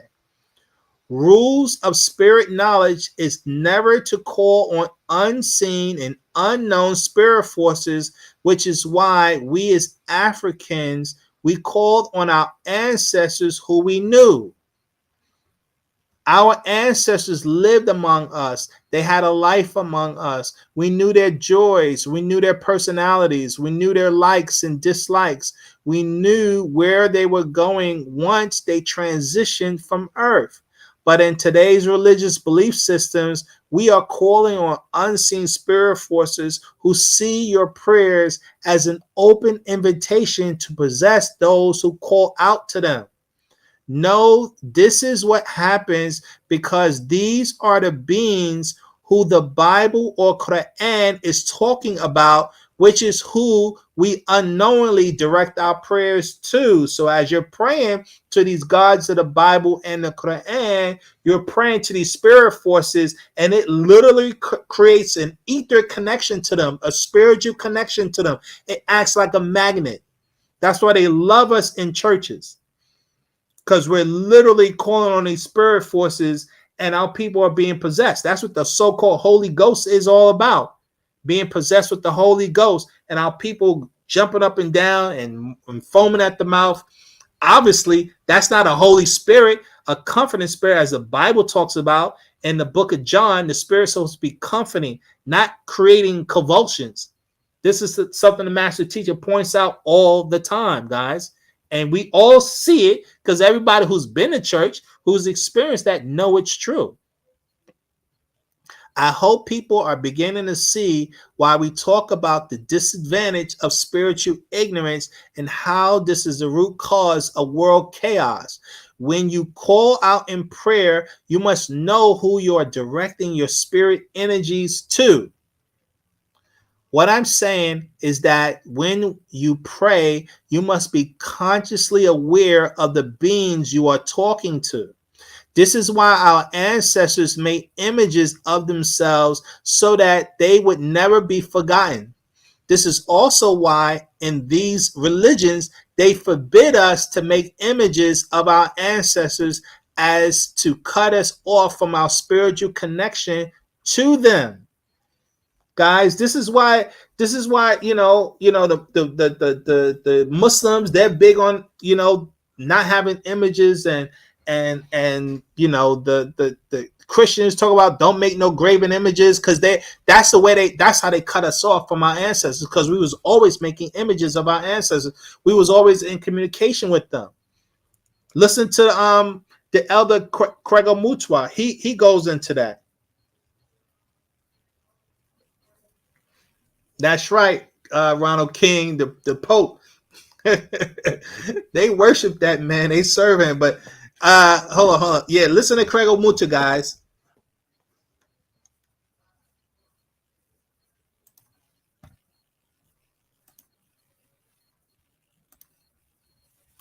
Up the neck to where. As conflict and tragedy strike Ukraine, all right, commercial and worrying. But you ever it ends. It was a communication device by human beings on earth to the entities in heaven. Say, he was talking about a communication device on how we communicate our ancestors or beings in the other realm. Spirits, we don't. They say there are those who don't know African people. They say we worship spirits. We don't. A thing from the stars, even taller than you are, would you say, sir, that it is a spirit? A thing that can smack a man like me with one clap from here till next week. Is that the creature of my imagination? Africans were communicating with stellar entities since the day when Africa was born. There is a great mistake, Menir, that scientists are making. They tell you that Egypt was in North Africa. Ach nee, meneer, dat is nie so nie. No, I speak Afrikaans nogal. Dit is nie so nie. Die land van Egypte was hier so in Suid-Afrika. Here in South Africa, there is a place in the Cape and in a part of Natal where you see all kinds of marks on flat stones. And when you look at these marks are made by boats. Boats. Yeah. I'm sorry. Boats. Ships. Yes. The land of Egypt did not begin where fools say it is. The land of Egypt began right here in South Africa, in Natal. It is there where the holy stones were created. It is there where people, if they had some sense in their heads, would be talking with the real gods of heaven. Honorable Menier, our people did not imagine gods. Our people saw the gods. And they were not the so-called spacemen whom fools think they see today. They were as real as you and I are. And they told our ancestors and ancestresses how to create a civilization in South Africa. This thing, Honorable, you recognize what it is? It is a pharaoh's scepter. We dug it up in a cave here in South Africa, thousands of years ago. Okay, so he was explaining how, one, this is something the master teacher had taught, that our civilization started down in South Africa, actually going back to Antarctica. Okay, and so the whole continent was living this one culture, because remember, that's where the Sands tribe is. That's where we all originate from, them genetically. The Sands tribe, they're the first ones, and all of us tall Africans come out of them. And this is something the master teacher made clear. Okay, and so it's so important for us to know our origins, our culture. The Bible teaches that we are not to make any graven images to our ancestors. And the Quran teaches this same silliness, which is why the Taliban has been destroying statues of Buddha in Afghanistan. You guys can look that up. They were destroying statues, I think, back in 2000. And the Muslims of Egypt did the same thing to the images of our Egyptian ancestors. They used to do that. They was destroying, they defaced the pyramids, and they had no respect. You know, that's how you know those people were not the original people. Not to say there are some people who live in Egypt who are descendants, but they mixed their bloodline, unfortunately. But all these things were done to cut our spiritual connection to our ancestors who transitioned to higher dimensions, right? We also must realize that words are power, for words are tones. Let me say that again. We also must realize that words are power, for words are tones, sound, vibration, frequency, and that have power over those who are influenced by these words. God and Allah are words of power that give life to these spirit forces, which connects people to the words of their religious books, which is why people act out what those words in those books teach, whether the message is good or bad. So if God say fight or kill those who forbid you to live the words of God, then it does not take a genius to figure out why so many religious wars have been fought, because God wills it, or as they say, right? In fact, it's interesting because they put that in that movie, The Kingdom of Heaven. Check this out. It gives you an idea of how they think of their God.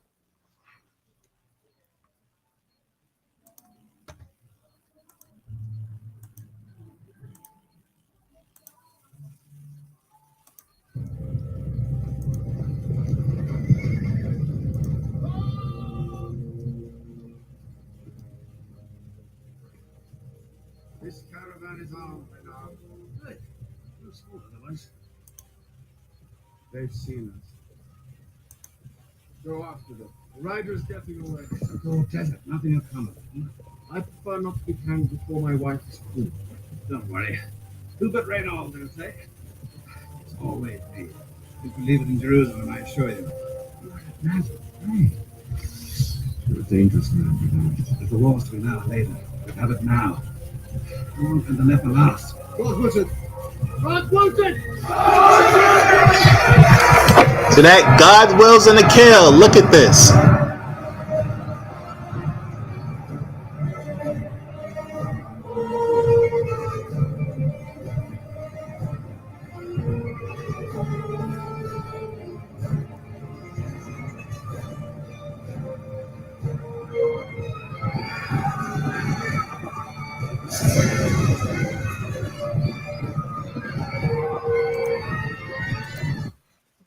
You know, and this is a depiction of what they did in the Crusades.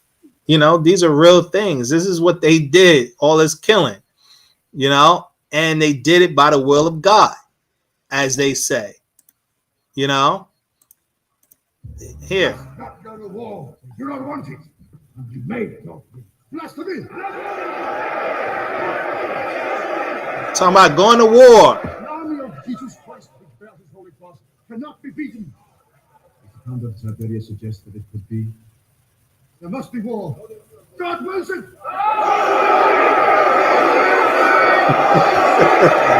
God wills it. This is what you're dealing with. The will of God. This is why they kill. This is the God that they worship, guys. This has nothing to do with the creative force. You know, we must know the difference. Question. What is the nature of nature? The nature of nature is to create all that which exists within nature, whether it's seen or unseen, whether it's microscopic, which is as small as natural ether energy particles, or macroscopic, which is as big as an alpha star. Natural nature is the creator of all persons, places, and things that are in harmony with natural nature. And unnatural nature is the creator of all persons, places, and things that are in disharmony with natural nature. Natural nature creates all persons, places, and things spontaneously and automatically based on a cycle, season, and ether energy necessary for that creation the same way each time, as long as the conditions are the same. Natural nature also creates based on the rules of the opposites, for the purpose of creation is balance. Hot is created to balance cold. Up is created to balance down. Right is created to balance left. Short is created to balance tall. Black is created to balance white. Order is created to balance chaos, etc., etc. Natural nature creates based on the rules of the opposites, simply because opposites maintain the balance within creation, as well as create differences within creation for the purpose of knowing differences. If there were no differences, then all would be the same. And if all was the same, how would you know differences? It is the differences within creation that allows us to live and learn from these differences. It is the differences that makes a difference, which is what gives life purpose. The wisdom of the Hutri teaches us that all is mind, and that we must preserve self in kind so that we can exist in order to experience the differences within natural nature, which gives meaning to our life. This is why the job of Pa Mozaku, our ancestors, the elders, is to maintain the balance as the universe expands, so that harmony is able to exist, so that we can all experience the differences within existence, guys. The God or gods of the Bible and Quran exist within nature, which is why the Bible clearly states that God exists inside of heaven, which is a part of nature, for nature is all there is, seen and unseen. Everywhere anything that exists can exist. For if something or anything that exists naturally exists within all, which is nature, or what our ancestors called Pa'ut. So I hope you guys, I hope this brings clarity.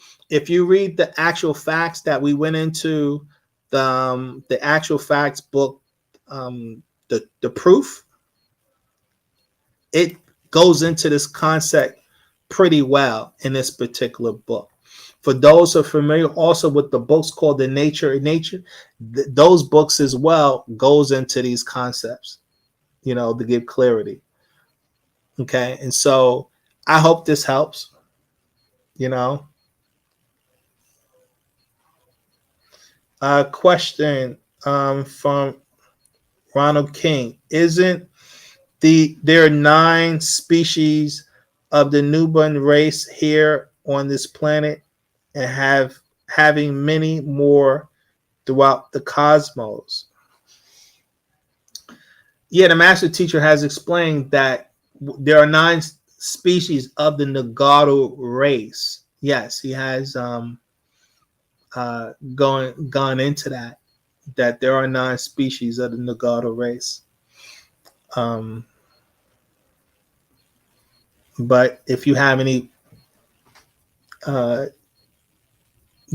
if you have another question in regards to that, I'll try to address it. You know, but yeah, you know, I don't know if I said something that triggered that, you know, response. But if there's something more to that question, yeah.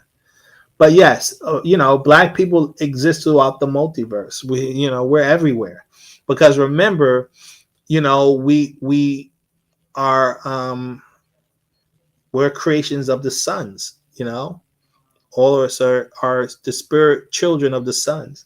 So their sons are everywhere, which then means we're everywhere. That's how you know we're everywhere, because our spirit force is of the same spirit force of the sun, of non-ether. You know, the spirit energy. You know, and so that's what we are.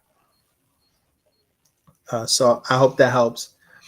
And that was a lot, you know. And as we always say, I definitely watch these discussions more than once. Study the data that we're trying to put out, because it's imperative that we spread this knowledge, that we teach our people. This is the only way we're going to change the conditions on this planet, that our people get to start making sound, right reasoning decisions. You know, but they can't make those decisions if they don't have the knowledge, the right knowledge. And that's why the classes are so important. This is one of the reasons why we have to have academies for children. This is one of my goals and objectives. We have to teach the children this information, because it's very difficult to teach adults. The older they get, the more crystallized they get into this Western culture, and they don't want to give it up. You know, they don't want to give it up. You know, the older you get, they get set in their ways. They have these habits. And so that's why the master teacher talked about the children, because these concepts are so far-fetched to so many of our people. They can't comprehend this concept of God versus the creative force that we're trying to teach.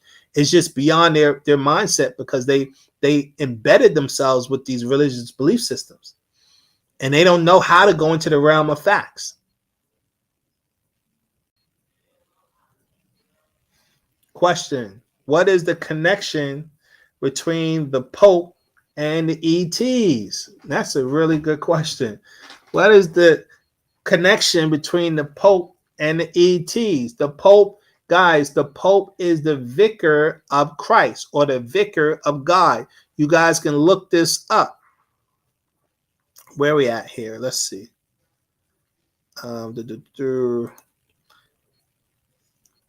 It's important, very important, that we know that the Pope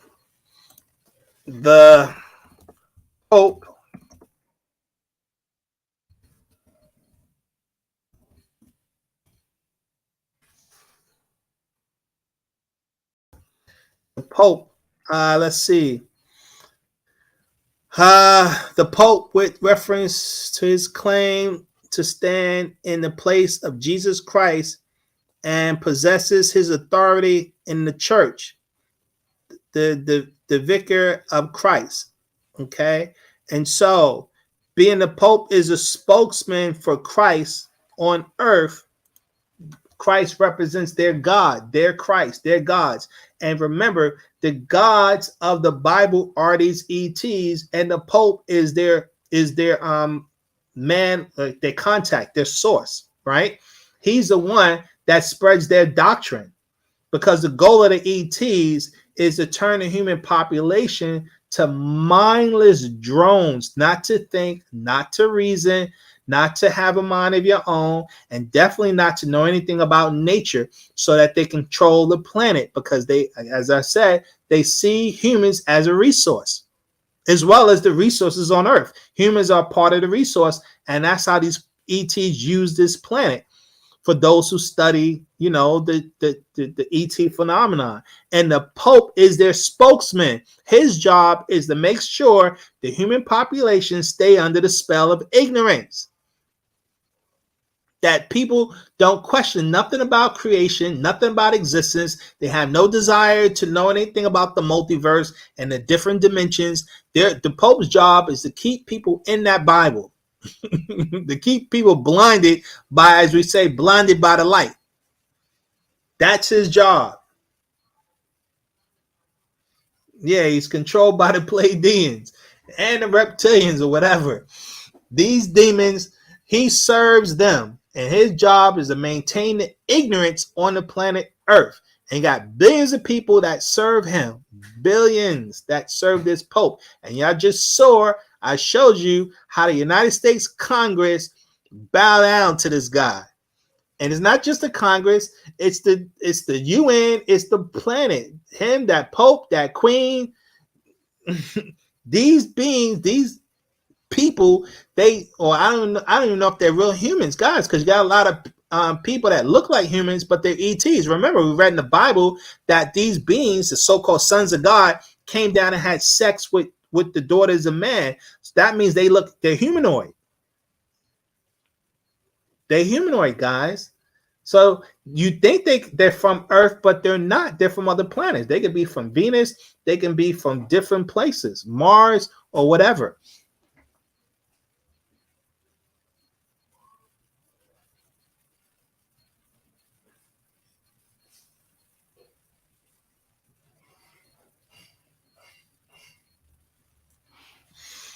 So I hope that helps. We had our end time.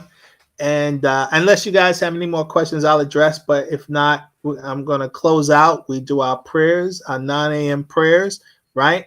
It is important because this is all about, all of this discussion means nothing if we don't do our spiritual rituals. I can tell you this right now, because it's not so much the knowledge, it's the rituals, the spiritual things that we need to do to develop ourselves that expands our knowledge. This allows us to do our work. So that's why we always advocate the rituals. But again, I still will address any kind of questions or comments anyone have. I'm not sure the statement that the brother King said. No, Jay was saying we start from the Sands people who are the indigenous of the earth. I'm not clear on that statement. I'm not sure if that was a question to me or just a statement being made. Unless you're referring to the 9 species you're referring to, that doesn't negate the Sands tribe. So don't confuse the 9 species that the master teacher taught us about of the Nagaru with the Sands tribe being, our original genetic bloodline. So I hope that helps. I hope, there's clarity there. If you anyone can ask more questions, I encourage you guys to make questions also in the comment section, especially for those who are watching the recording of this. Make comments. Comments are very important. Also, guys, we're having our class tomorrow. Hopefully the sound will be fine, or image, because our interview, not class. We're doing an interview. So brothers coming on, Sabian brothers coming on to talk with us, right? Tomorrow, Wednesday from 7 p.m. to 9 to have a discussion. So be here for that, where you can hear other brothers and sisters talk about this doctrine, and other solutions. Okay. So be ready for that discussion tomorrow, 7 p.m. to 9, guys. With that being said, we're going to do our 9 o'clock prayer.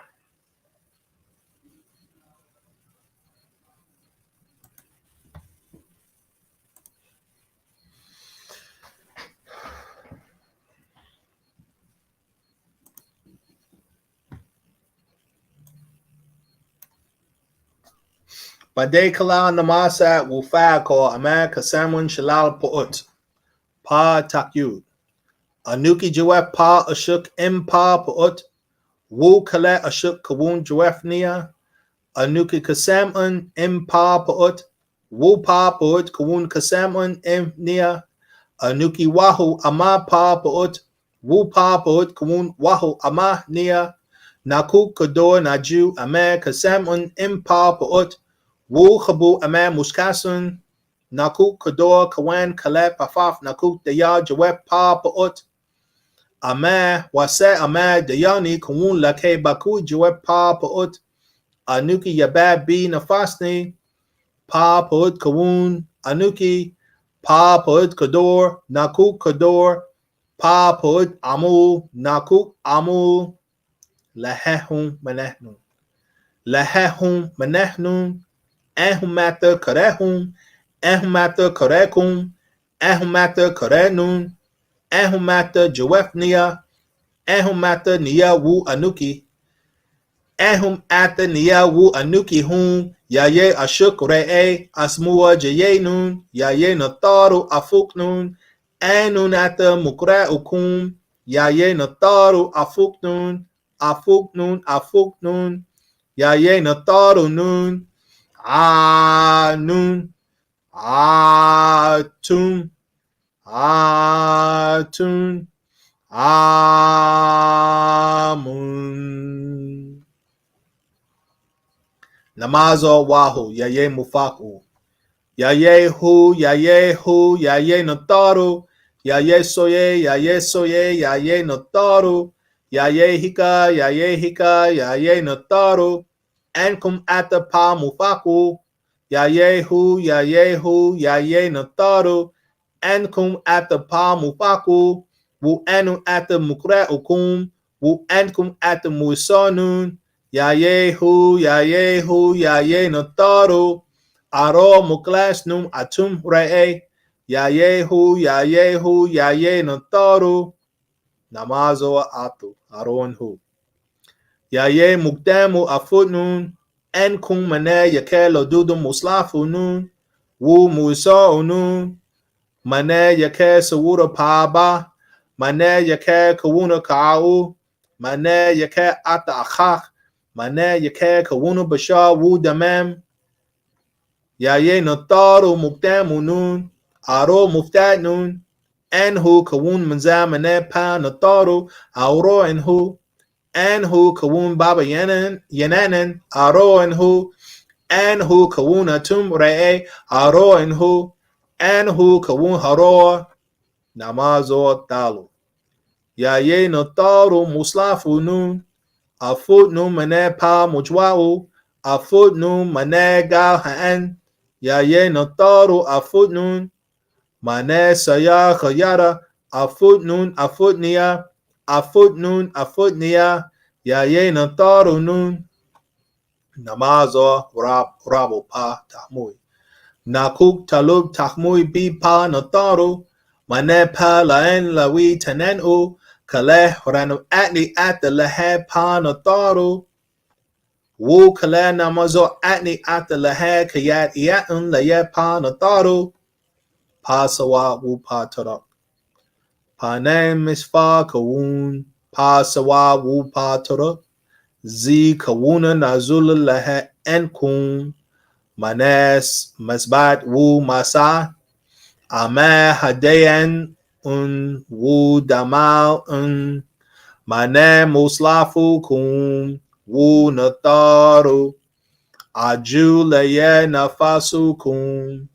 Afuk shene kawun kum. Pa sawa wu pa turuk. Pa hadayan wu pa damal. Anun tawo ankum. Lahe panen damal wu shafe. Anun tawo ankum. Lahe tem nasuinun. Anun tawo ankum. Lahe ashukuma. Ankum ata muslafunun. Anun ata mukra'ukum. Anum talub nasa kuma. Anum talub nasa kuma. Ansor nun kahen nantaru. Ansor nun muslafunun. Anun ata muspatu. Anun. Atun. Atun. Amun. Yaye Nataru Nun. Yaye Muftau. Yaye Nataru. Yaye Atum Re. Yaye Natar. Yaye Nun. Yaye Nathar, Yaye Nuntat, Yaye Nathar Tat, Yaye Ha, Yaye Nathar, Yaye Hatat, Yaye Nathar Tat, Yaye Kak, Yaye Nathar, Yaye Kaktat, Yaye Nathar Tat, Yaye Amun, Yaye Nathar, Yaye Amun Tat, Yaye Nathar Tat, Yaye Atum, Yaye Nathar, Yaye Shishash, Yaye Nathar, Yaye Tafaf Natat, Yaye Nathar Tat, Yaye Sabab, Yaye Nathar, Yaye Natat, Yaye Nathar Tat, Yaye Rash Tat, Yaye Nathar Tat, Yaye Asar, Yaye Nathar, Yaye Nabab Tat Hatat, Yaye Nathar Tat, Yaye Satach, Yaye Nathar, Yaye Hara, Yaye Nathar, Yaye Hatwi, Yaye Nathar, Yaye Anaktat, Yaye Nathar Tat, Yaye Ahaharatwi, Yaye Nathar, Yaye Nafartun, Yaye Nathar, Yaye Manthu, Yaye Nathar, Yaye Bapti, Yaye Nathar, Yaye Sachem Tat, Yaye Nathar Tat, Yaye Hata Haratat, Yaye Nathar Tat, Yaye Baibis, Yaye Nathar, Yaye Patata, Yaye Nathar, Yaye Basastat, Yaye Nathar Tat, Yaye Imhatap, Yaye Nathar, Yaye Hu, Yaye Nathar, Yaye Matat, Yaye Nathar Tat, Yaye Mahart, Yaye Nathar Tat, Yaye Chafaf Re'e, Yaye Nathar, Yaye Mishkinat, Yaye Nathar Tat, Yaye Reye Tat, Yaye Nathar Tat, Yaye Kintamin to you, Yaye Nathar, Yaye Hika, Yaye Nathar Tat, Yaye Nathar Tat, Yaye Nathar Tat, Yaye Ma'at, Yaye Nathar Tat, Yaye Renen Tat, Yaye Nathar Tat, Yaye She, Yaye Nathar Tat, Yaye Sashat, Yaye Nathar Tat, Yaye Mafdat, Yaye Nathar Tat, Yaye Sabak, Yaye Nathar, Yaye Anak, Yaye Nathar, Yaye Hanun, Yaye Nathar, Yaye Hanas, Yaye Nathar, Yaye Patata Nun, Yaye Nathar, Yaye Soye, Yaye Nathar, Yaye Haktat, Yaye Nathar Tat, Yaye Amas, Yaye Nathar, Yaye Saraptwi, Yaye Nathar, Yaye Atum Re, Yaye Nathar Tat, Yaye Dahutwi, Yaye Nathar, Yaye Patata Warat, Yaye Nathar Tat, Yaye Sakar Tat, Yaye Nathar Tat, Yaye Ha, Yaye Nathar, Yaye Nehebka, Yaye Nathar, Yaye Sakar,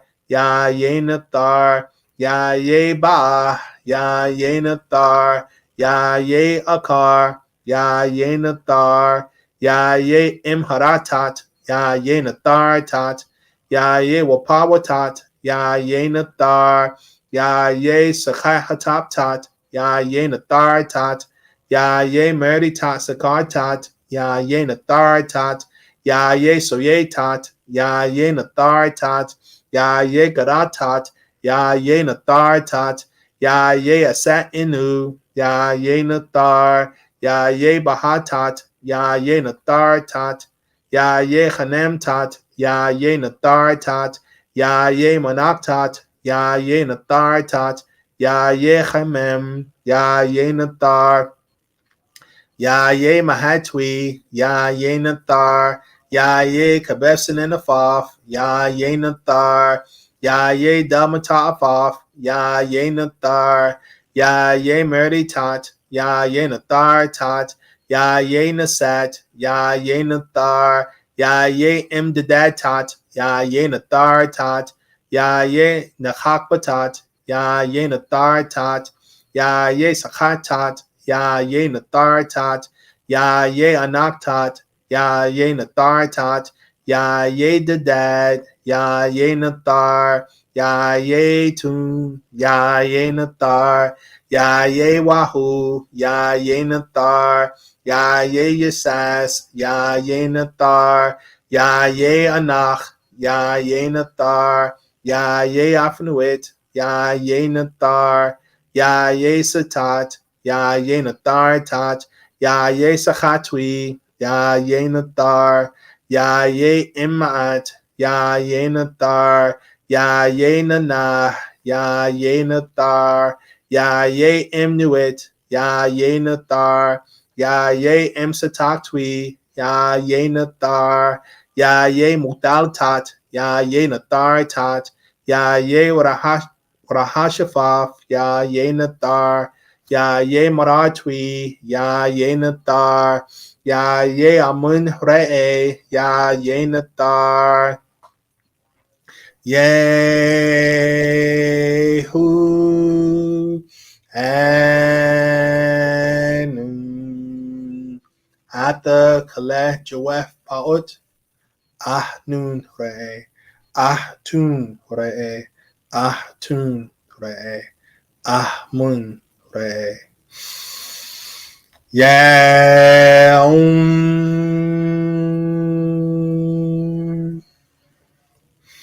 Amun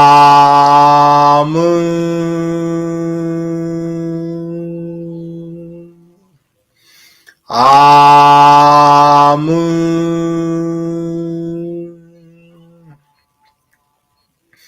Amun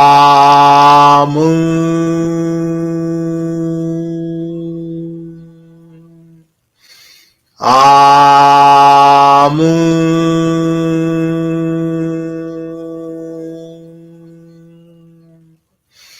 Amun.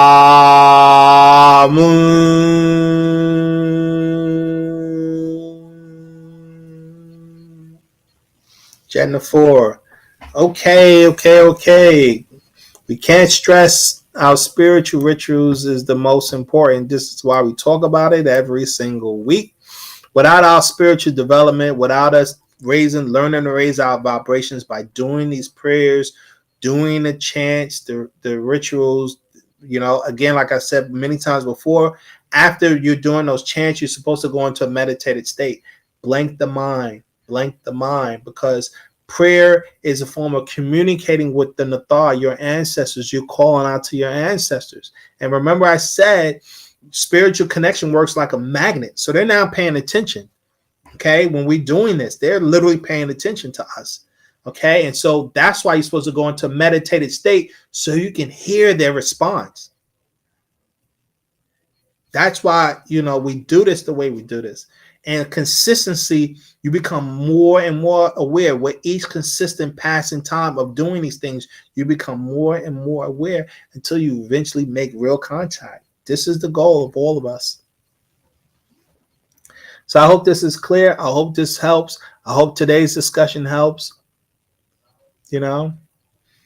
Let's see. Our brother, somebody asked a couple more questions. So things like the Lord's Prayer were written and made up to brainwash us.